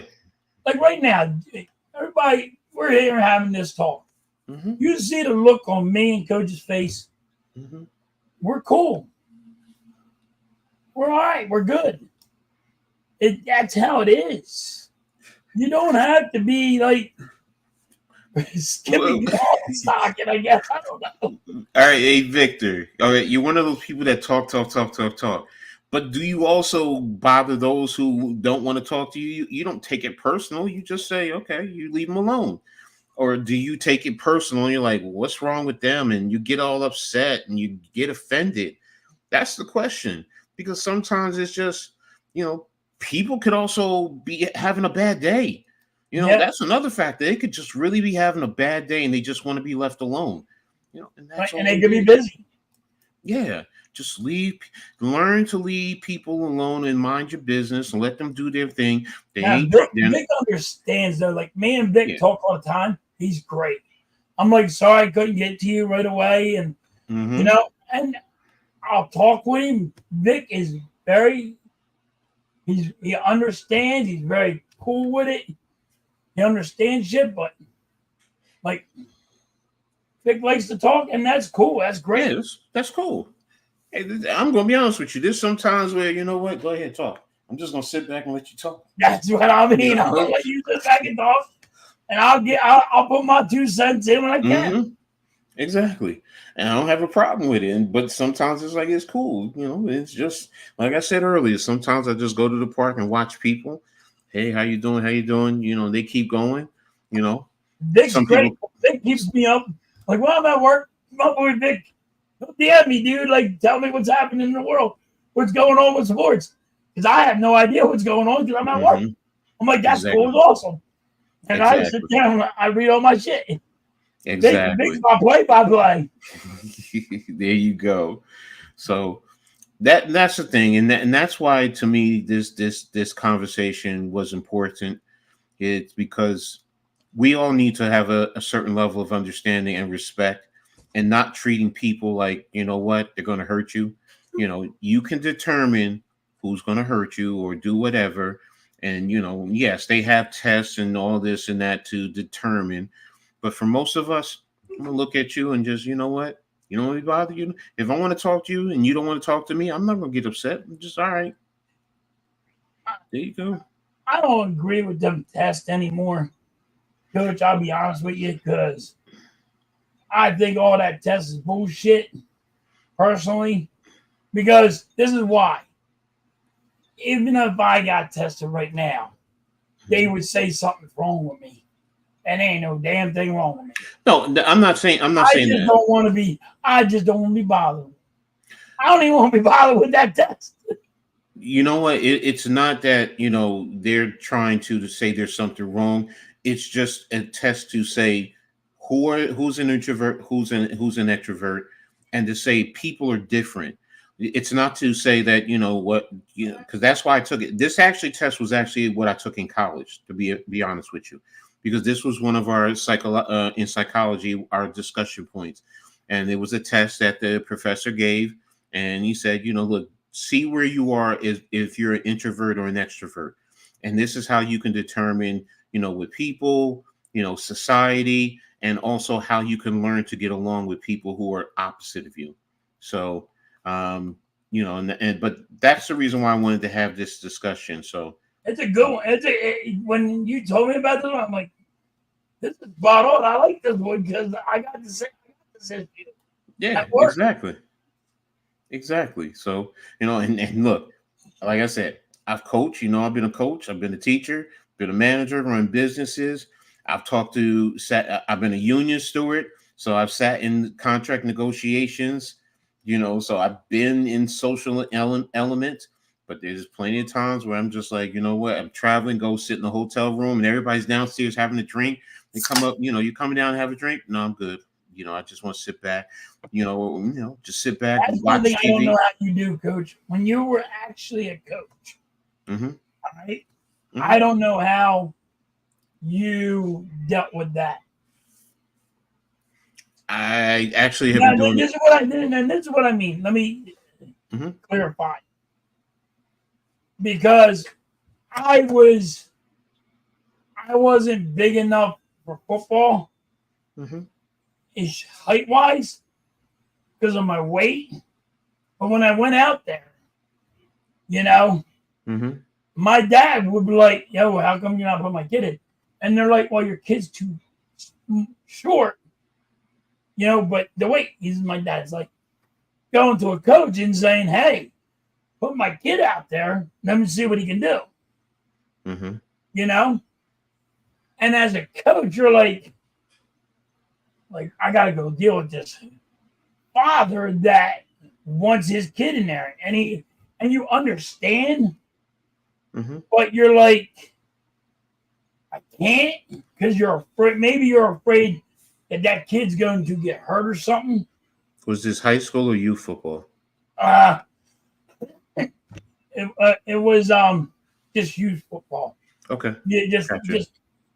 they I just got had you. a Mm-hmm. township football, Mm-hmm. and of course I got kicked out of football. So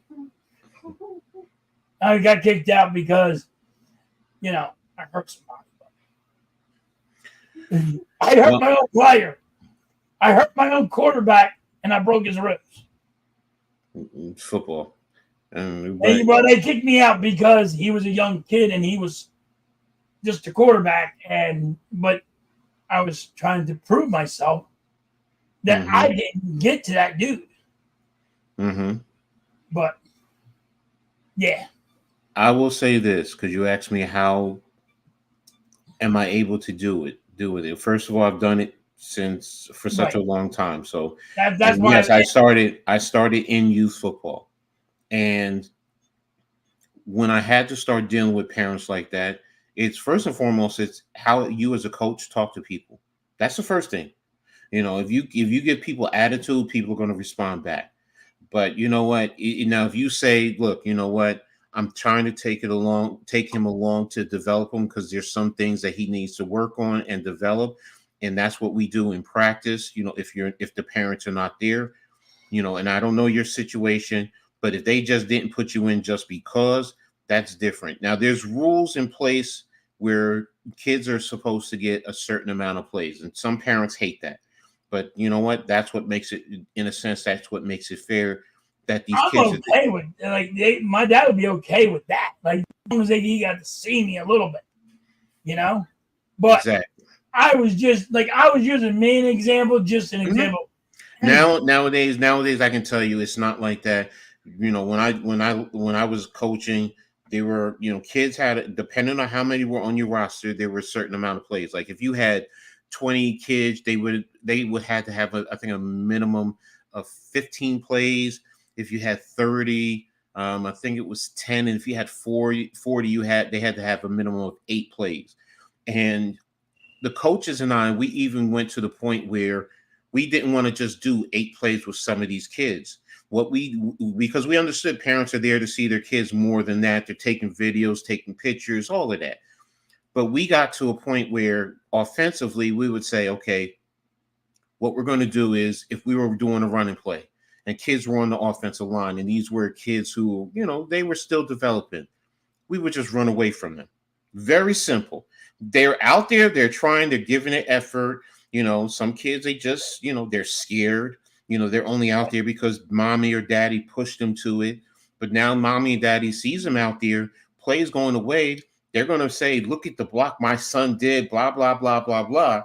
Okay. And then defensively, what we would do is some kids we would put in the middle of the defense, and then we would stack up good players on the outside and linebackers who were good right behind them. So now they're in the play no matter what.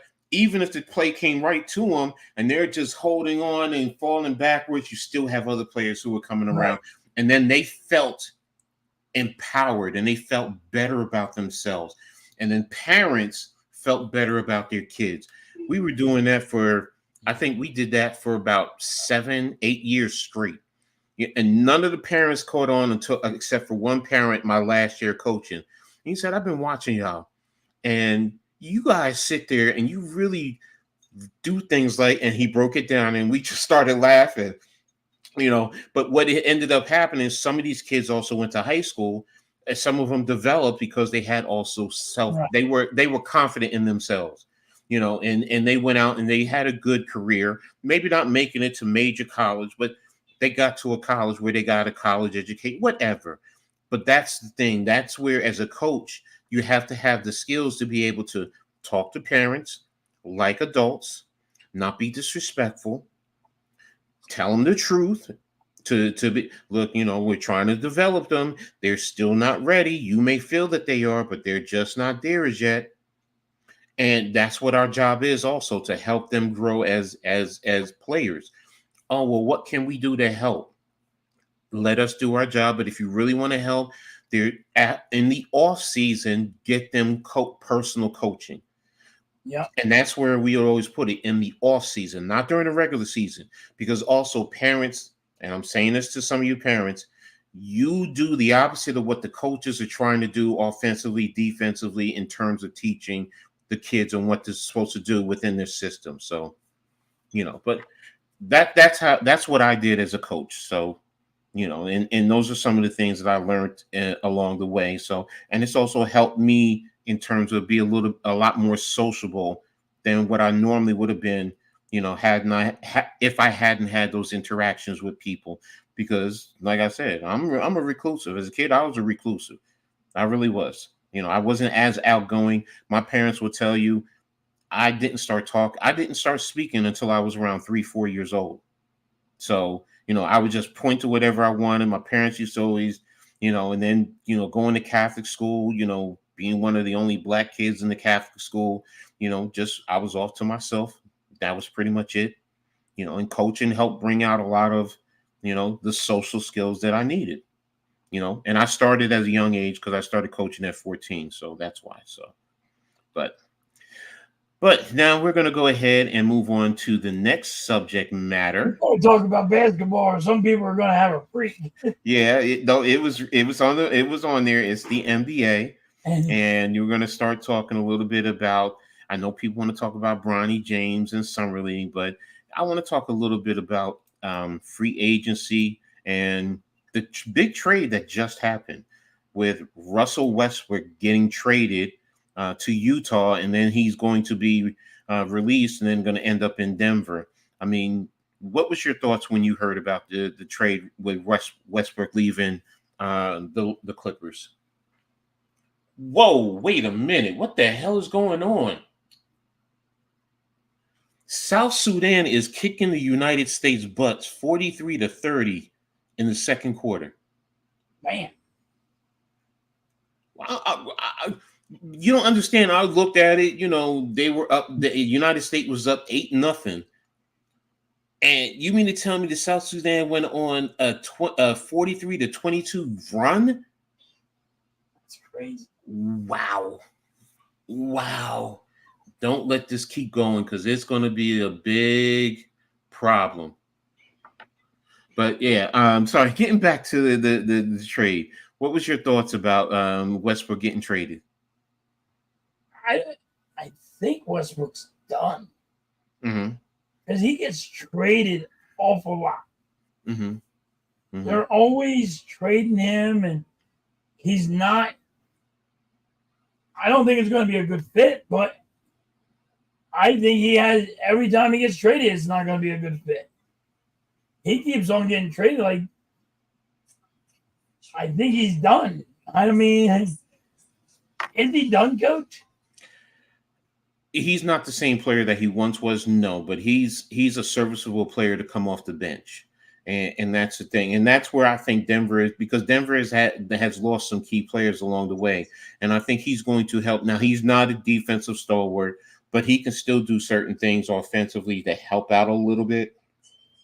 And that's the biggest thing. If him playing against a second unit, or most second unit, I think it's a good thing, because he can attack the paint. That's one of his biggest things, is he's able to attack the paint.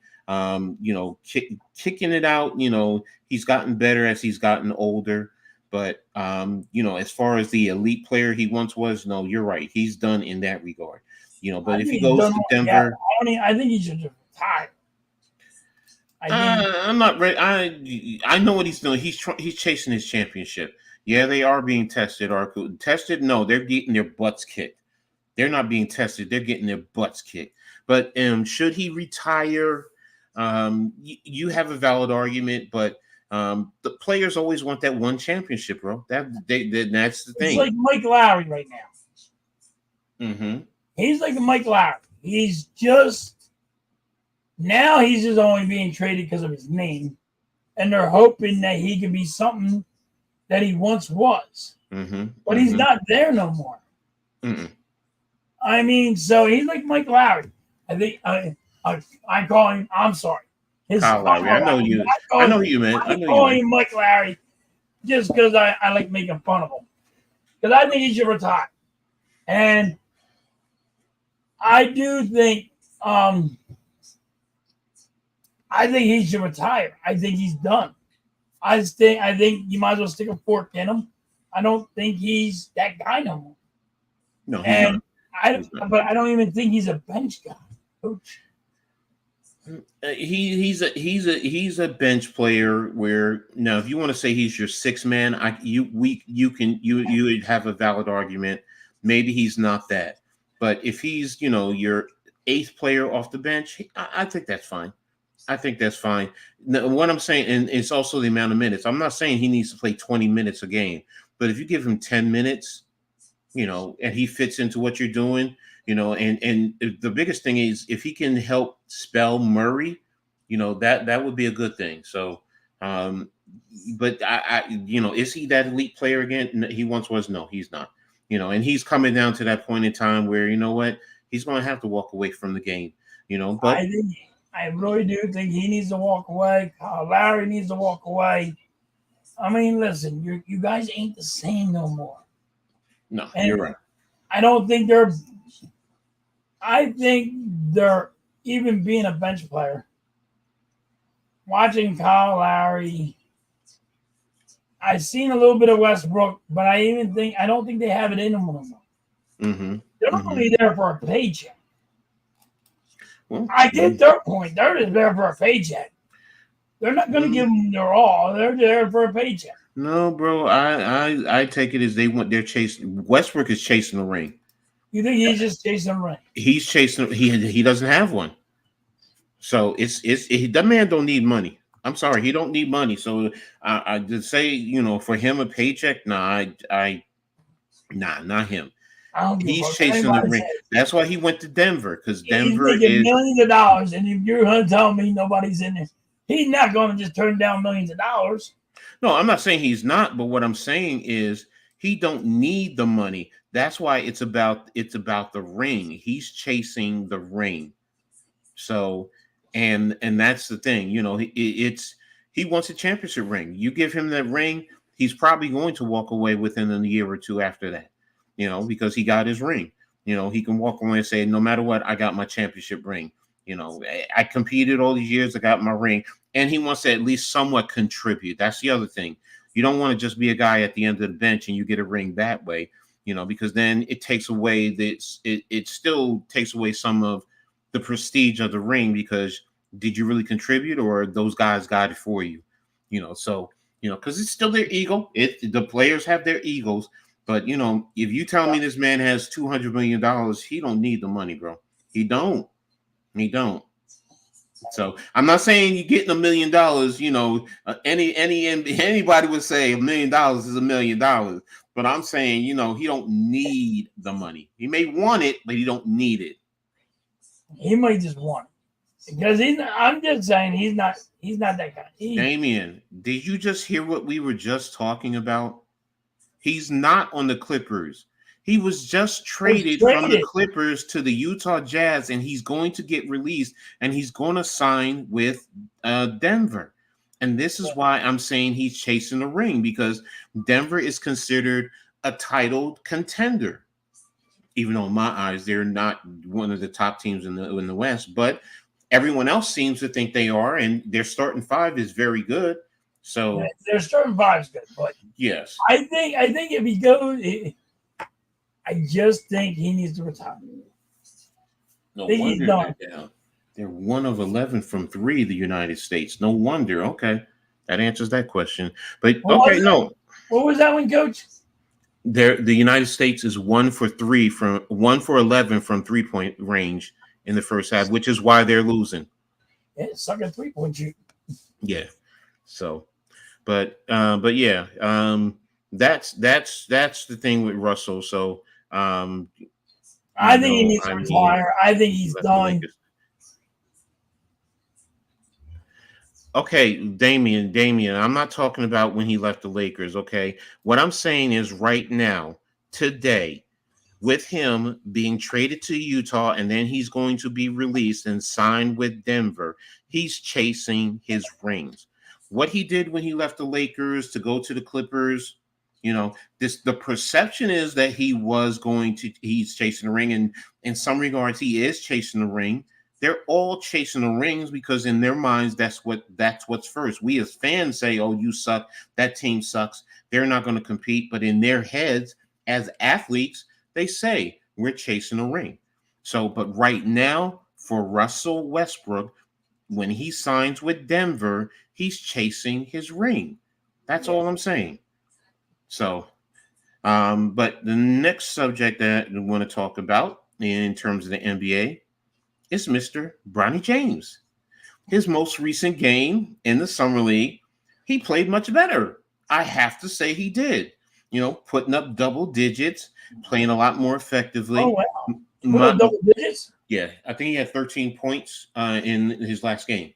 So my thing is he's starting to get comfortable. So and he's starting to get comfortable with the NBA and how the game is being played. And he's starting to work his way into shape. Is he going to be a steady NBA contributor like his dad? No. But what'll end up happening once he gets to the Lakers, he'll start on the regular squad. He may go down to the G League for a game or two just to get him some play, and then he'll come back up and they'll see where it's going from there. So, but what's your thoughts about LeBron James and his most recent game, getting double figures? I didn't hear they got a double figures. I didn't get to see that one. Mm-hmm. I don't watch the Summer League because it don't mean nothing.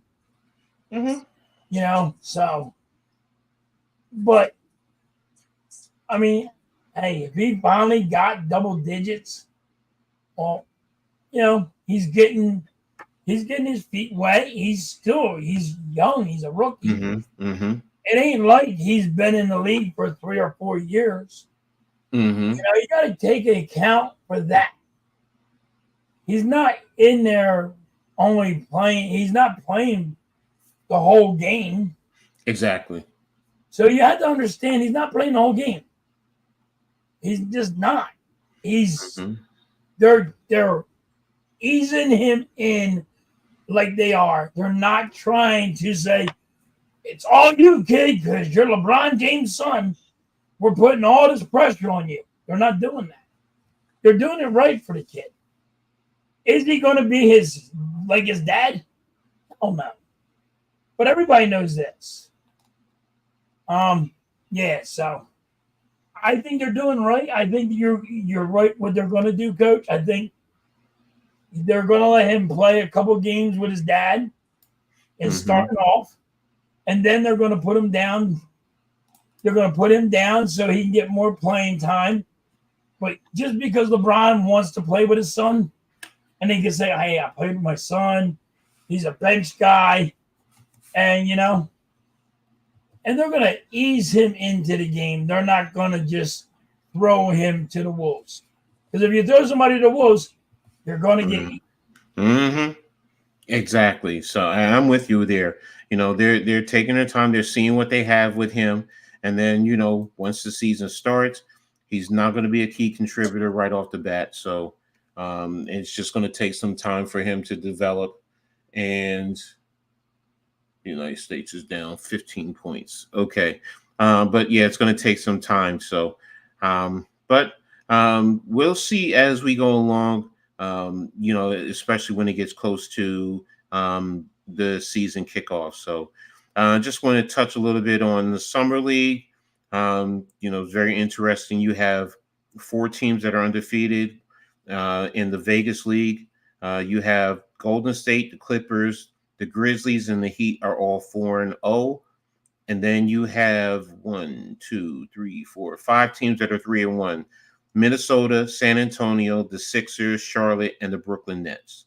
And then you have quite a few who are 2-2. I'm not even going to get into all those teams. So, but what's your thoughts about your Sixers? Well, you said you haven't really watched it, right? I haven't really watched them, but I got Nick that always commenting about Ricky Council and all.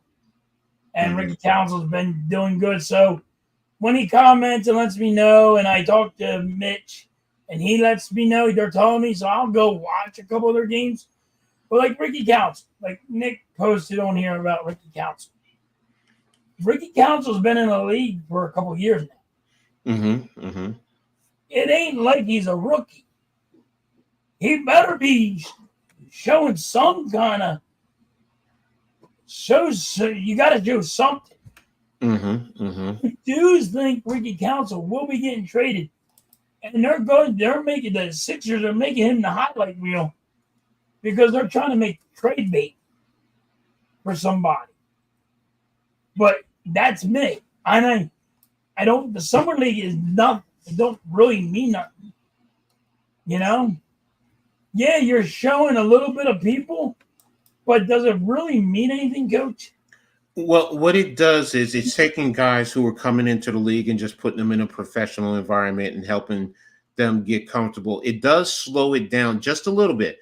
Instead of they're totally lost when training camp comes into play.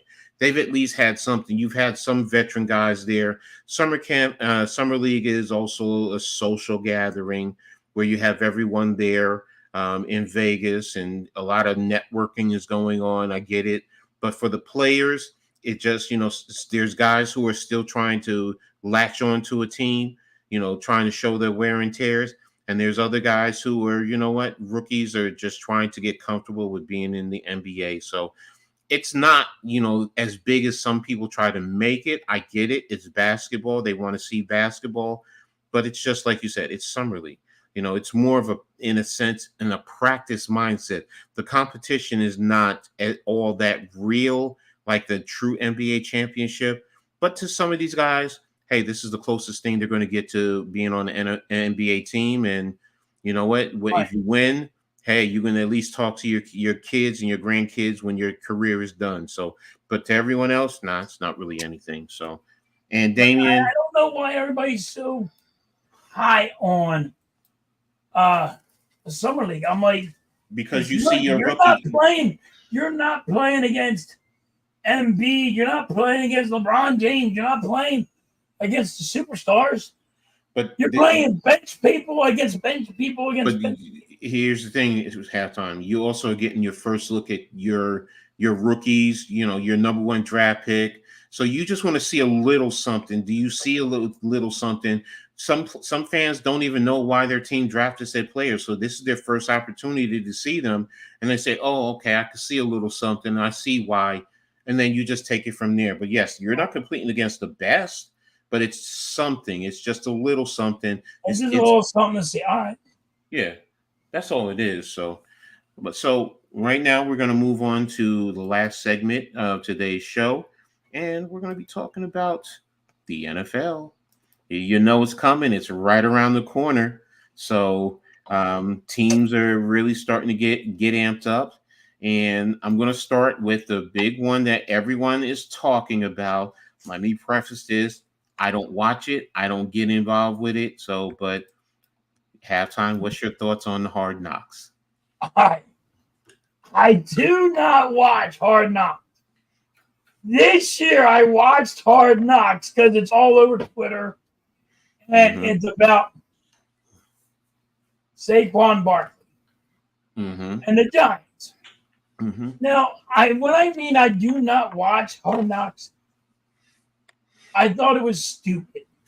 I'm like, I didn't think nobody was going to show you exactly what happens inside of a organization, because I think it's stupid. Because you're not going to show people your cards. You're not going to show the whole world your cards. But the Giants apparently are showing you what they did with Saquon Barkley. And don't get me wrong. Hey, if you wanted to get rid of Barkley, that's fine. But when the owner of the Giants, it's like, if he goes to Philly, I'm not going to sleep at night. Make sure you know what the hell you're doing as a GM when you throw this up. And that GM is not getting the hint that this owner is saying to him. I never thought I would ever see a general manager actually takes so much heat, and now he has so much pressure on him that he's about to be fired. Because if this in this year, if he does not change this team overnight, and they better be good this year, that this GM is gone. I never thought I would ever see a GM get fired. And I'm watching now. If you're watching Hard Knocks, you're watching a GM on the hot seat getting fired. I thought it was crazy.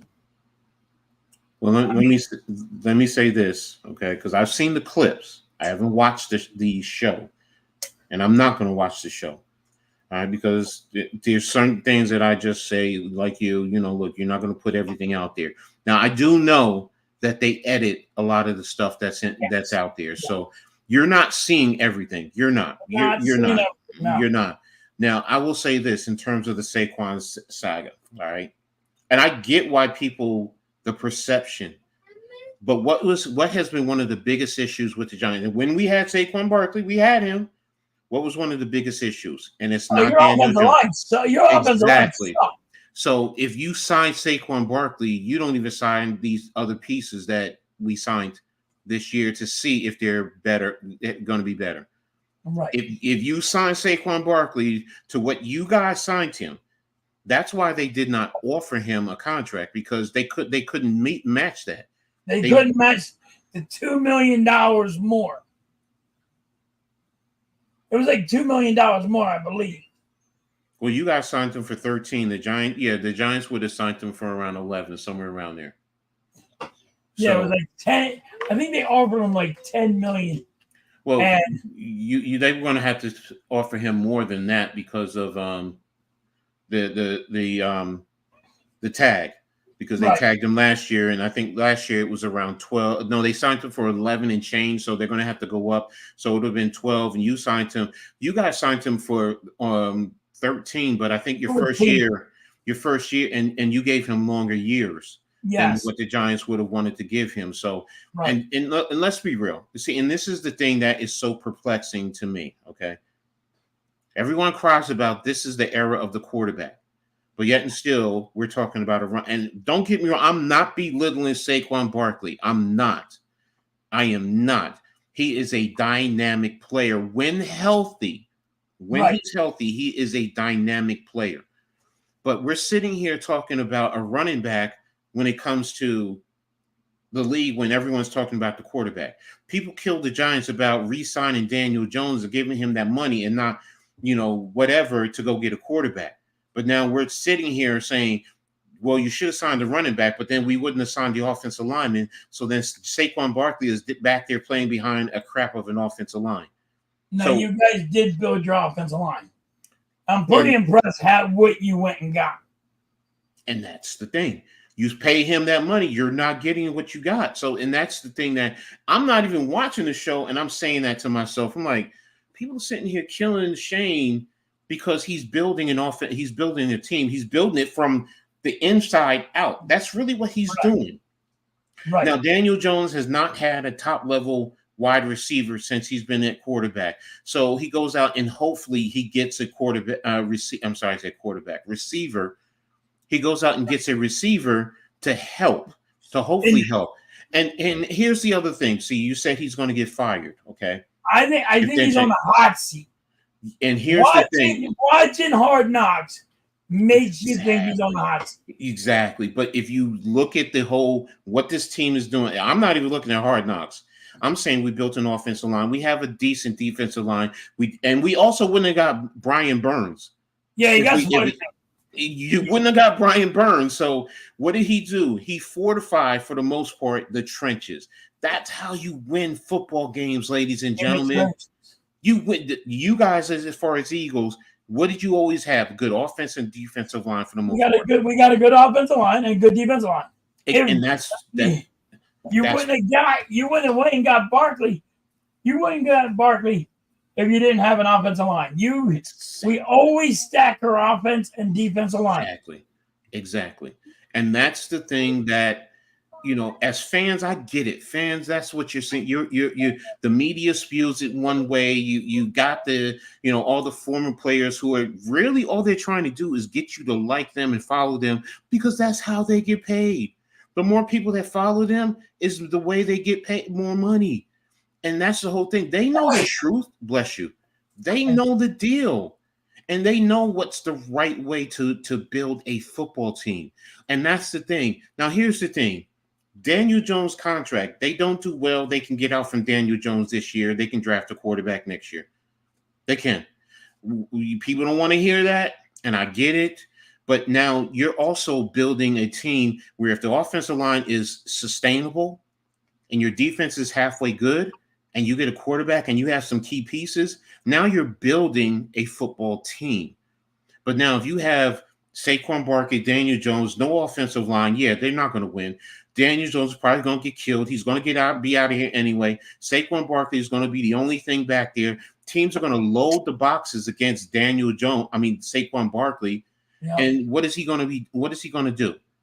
Now, did he go to, and now Giants Nation is upset because he went to the Eagles. If he went anywhere else, and I've heard it from a lot of Giants fans, if he went somewhere else, I wouldn't care. So that's the issue. Your issue is he went to the Eagles. It's not that he left the Giants. That's the issue of the owner. He went to the Eagles. And at least, you know what? I can respect that you're saying that. I get it. You don't want to see him possibly do well against the Giants 2 times per year. But now, if the Giants 2 times a year, exactly. But now, if we are competitive, then what? So it's like, you know what? To me, I don't see Shane in the position where his job is on the line unless this team goes 0-17, 1-16. Then all right, you know what? Now I can't defend you. But if we 7 wins, 8 wins, but you're competitive in all your games, now you can say, you know what? Let Daniel Jones go. Get out of his contract. Bring a rookie quarterback in. Let him just, you know what? Don't lose the game. Do what Brock Purdy does. Build pieces around him and just continue to build your team. Then people are not going to be talking like this. They're just not. Then it's going to be, this team is doing it the right way. No, I don't think they're in more trouble than they were, because the other thing, Damian, we were in cap hell. That's the thing that Gettleman also had us in financial issue problems. Yes, the Giants were in cap hell. And that's what I mean by the normal fans. Normal fans just look at all that, but you don't look at the big picture. This is a business first and foremost. Yes. So you got to follow the money. Forget the players. Follow the money. That's the first thing that I look at. I was just watching the owner, Coach. That dude was so depressed when he found out he went to the Eagles. That dude was kicking the carpet. Head down, walking out of the guy's walked out of his friggin' office, kicking the carpet like. Well, I get it. Yes. And it's all because he went to the Eagles, like you said. It wasn't because he could have went anywhere else. With They don't want to face him 2 times a year. Exactly. And that's ultimately what it boils down to, with this Hard Knocks, and Hard Knocks is compounding it. If you didn't have Hard Knocks, I don't think you don't see all of this, and it doesn't make it even worse. But because I say, it's reality TV, it's real time, but it's reality TV, and they're editing it to give you a storyline, but it also creates intrigue. Now people are going to tune in. Let's also think about that. Because the Giants they're saying we want this in, we want this in, we want this in. So now it's intrigue, and then guess what? People are going to tune in a little bit to see what's going on with the Giants. They are, just at least to start. Right. Because now the Giants, like I said, is on the hot seat. Mm-hmm. You don't win more than 6 games, that general manager is getting fired, in my beliefs, watching Hard Knocks. And I get it. They're cutting out what they want and putting in what they want, mm-hmm. and having their little, reality TV. Mm-hmm. And that's why I never watch it, because I'm like, this is fake. They're never going to show you, a big story. Mm-hmm. Giants did. Like, people are like, oh, Eagles are going to be on Hard Knocks. No, they're not. They are not going to show you anything like what the Giants just showed you. Well, this is something. Remember, this is new. This is something they did. They didn't. The Hard Knocks is usually training camp. This is Right. the off season. So this is the first episode. So it's a kind of a little bit different than what the normal Hard Like, Knocks. this is going to be, it usually was training camp and nothing like this. I think this is going to hurt the Giants. I think this hurt the GM. And that's why I said it's putting him on the hot seat. Because now you made a story.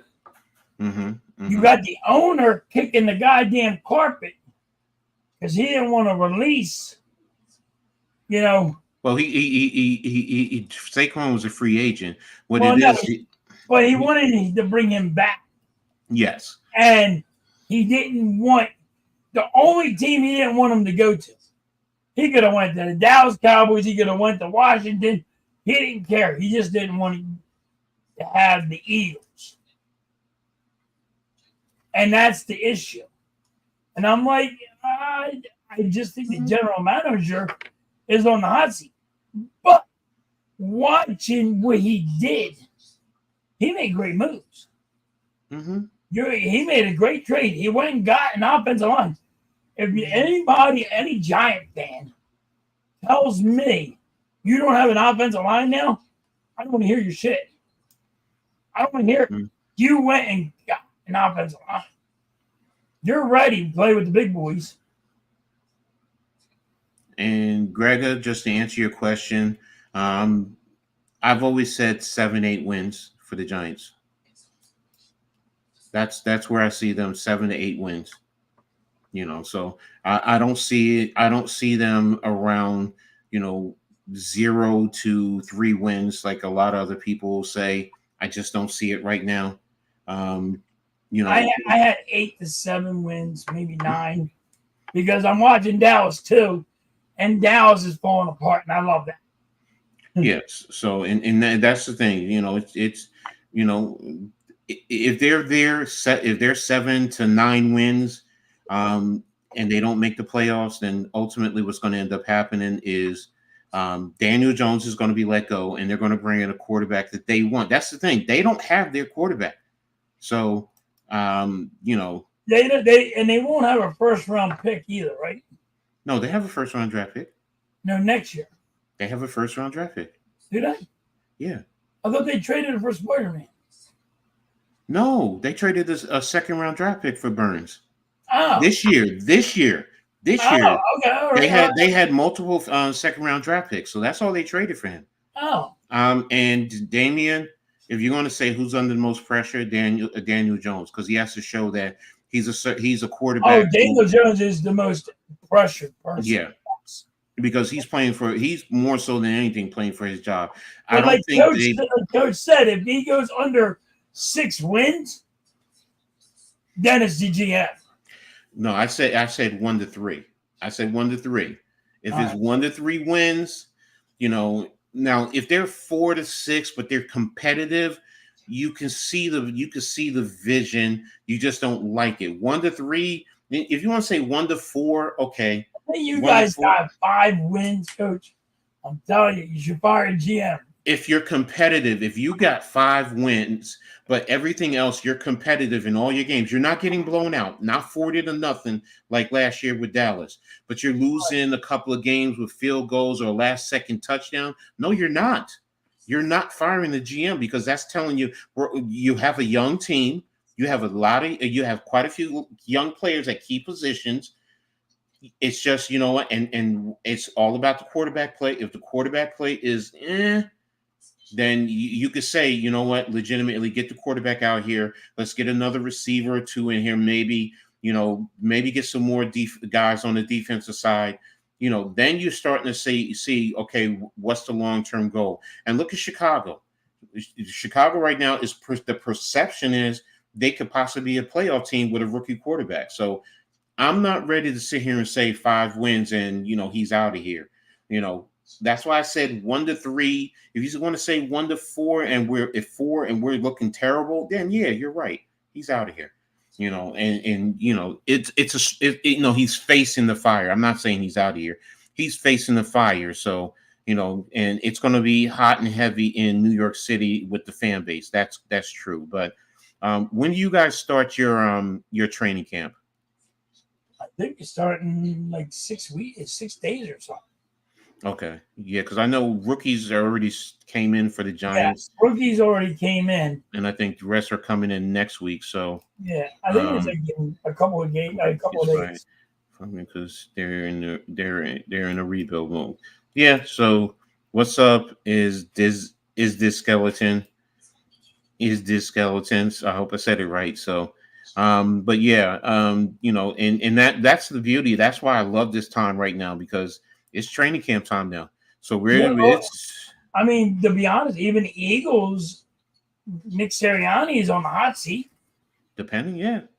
If he throws up in a friggin' a bad 6 games in the beginning, he's on the hot seat. It could be. And now there's a rumor, and this is what I hate about friggin' reporters. There's a report that Nick Sirianni and Jalen Hurts are colliding. They're not saying out loud, they're fighting.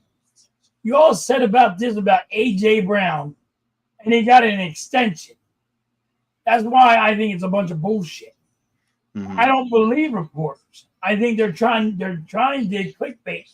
They're trying to make something to talk about, and people are falling into that area. You know what I mean? Mm-hmm. So you can't believe everything you hear. Nope. I can tell you from experience dealing with the media and also being a journalist, you have to skew your stories to get interest into what you're writing. So, I'm intrigued right now, like I said, with training camp starting, just to see, as a Giants fan, what are they going to do? So, so I had a question, Coach. Yeah, go ahead. The Dallas Cowboys. Mm-hmm. All right. This is my little laugh that I've been having watching them crumble. Mm-hmm. Dak wants $60 million. CeeDee Lamb wants to get paid, $31 million a year. Mm-hmm. And then you have Michael Parsons. How do you sign these 3 guys on Dallas? And do you think they are?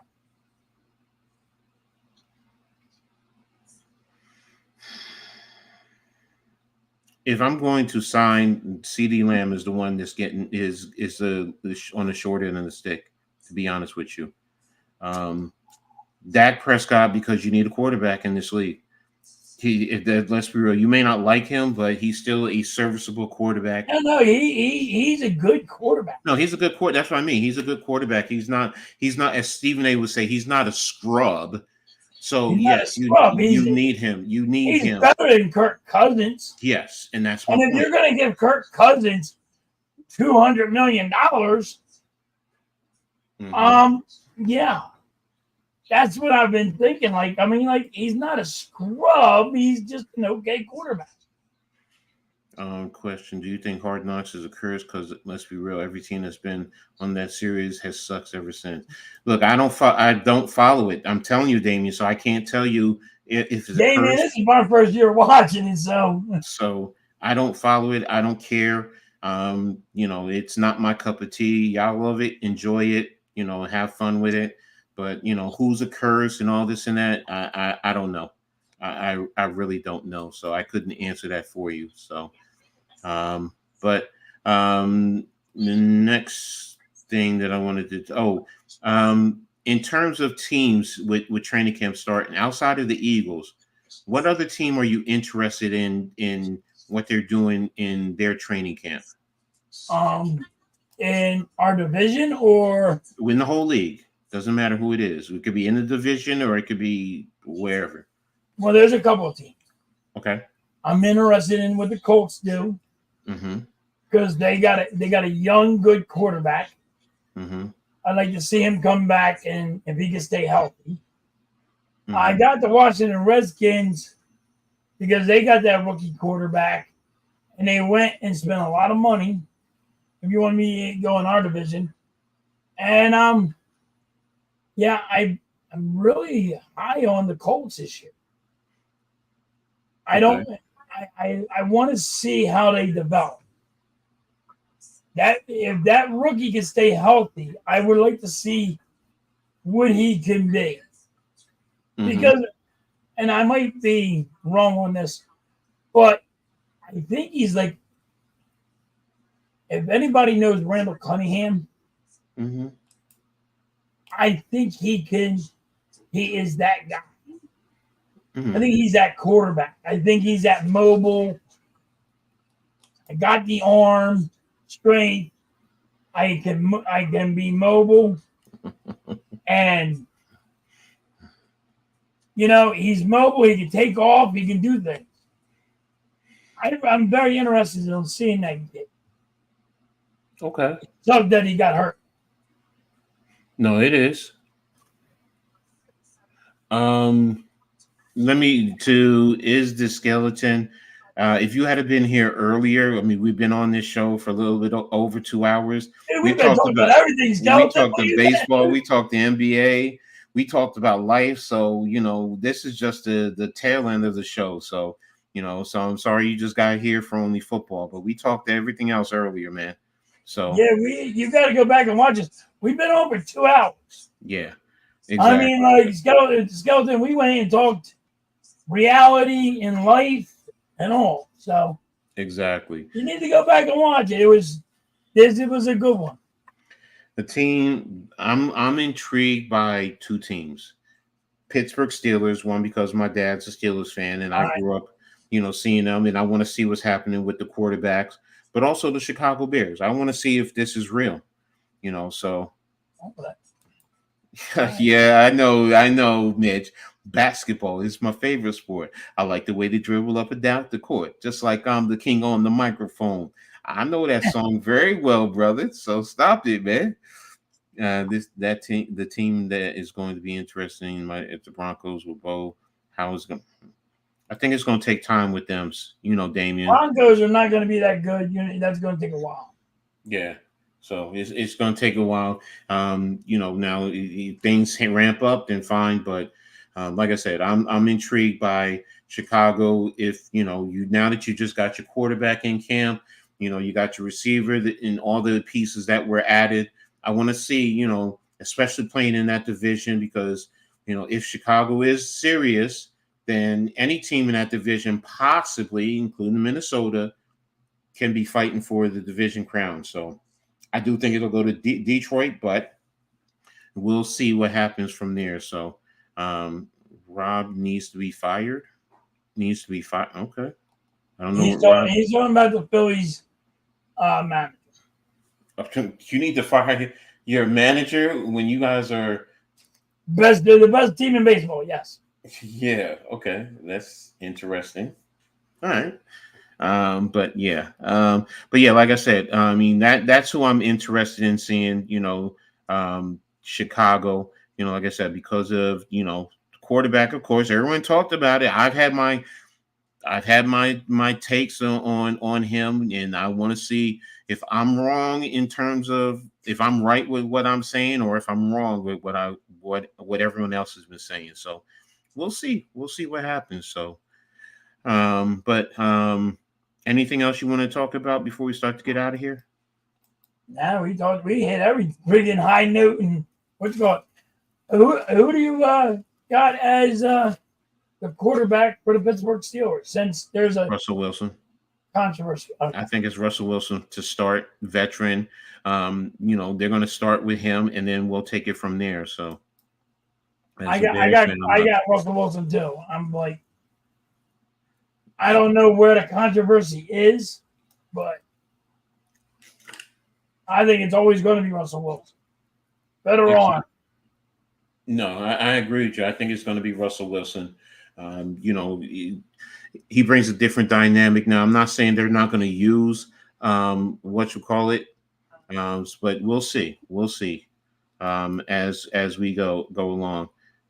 You saying Russ gets benched in week 2, Fields will learn. Yeah, that's what I want to see. So, but I don't think Russell Wilson's getting benched at all.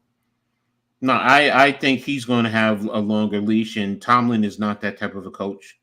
He's Yes. not. He's not just going to pull the string after 2 weeks. But you know what? That's Damien's opinion. He's entitled to it. I respect it, and we'll see what happens. So, what do you got going on for the rest of the week? Before until the next show. I got a Phillies game today, and Phillies game the rest of the week. Gotta see what. I don't like talking really about like. I like to find out exactly what happens because I think Eagles are going to make a move. I think Eagles might make a move or something, but I think the Phillies might make a move. But I'm just waiting to see if any teams make moves before something really happens. I think the Sixers will probably make a move, but it's going to be an interesting week. I think it's going to be an interesting week. Okay. I can respect that. And I know you're busy at work all week, so yeah, it's kind of hard. And I blew my voice out, and I'm trying to get that better. All right. So, as far as me, I got Coach Edd's Reading the Tags Sports Show live on Mondays, Wednesdays, Fridays. Mondays and Wednesdays at 7, Fridays at 6. Tuesday, Heart of the City at 8:30. Wednesday, I have the Pick and Roll podcast, 5 o'clock, right here on the Hardcore Sports Network. Thursday, we have the Full Court Press, which we talk about the WNBA.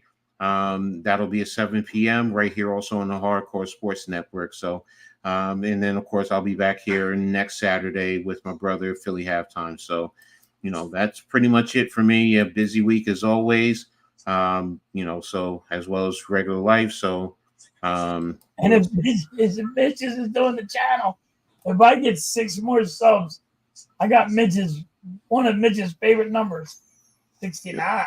Okay.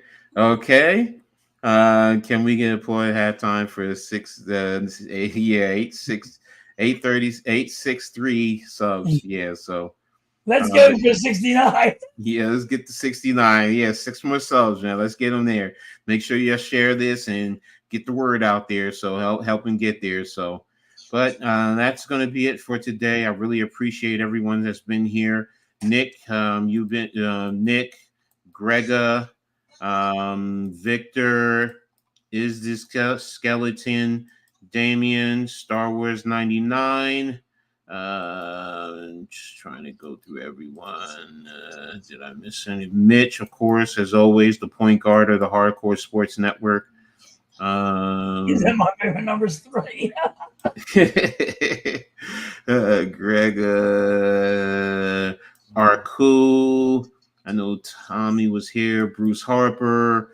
Mrs. Halftime, the real executive producer of the show. Tommy. Butterfly, as always, one of the great supporters of everyone. We really appreciate and love you. Thank you. Ming James, thank you for being here. Curtis Joseph, much love and respect for you always tapping in. Let me see. Of course, the Nightbots always being here, always being there, giving us something. So, Blue City Empire Sports, thank you. Tribe, thank you for tapping in. Adam Hurley, Chad, thanks for being here. Appreciate you guys, always here every week supporting us with this venture. You guys really help make this program what it is. Daniel Berry, brother, appreciate you. Blaze, definitely got to tap in, but yeah, definitely appreciate you, brother. Victor, I think Anthony Manzano, still got a ways to go. Sixers fan 229. Nimar, thank you for being here, brother. As always, you're a good support. Nothing but love and respect. Raf, thanks for tapping in, brother. A great content creator in his own self. Awesomeness Sports, thank you for being here. Leaf Diggy for tapping in. brother. Great cover of women and the Brooklyn Nets. Appreciate you all, man. Again, like I said, thank you all for being here week in, week out. You guys make this what it is, so I thank you. So with that being said, we're going to get out of here. And until next week, as I always like to say, make sure you turn it on and turn it up.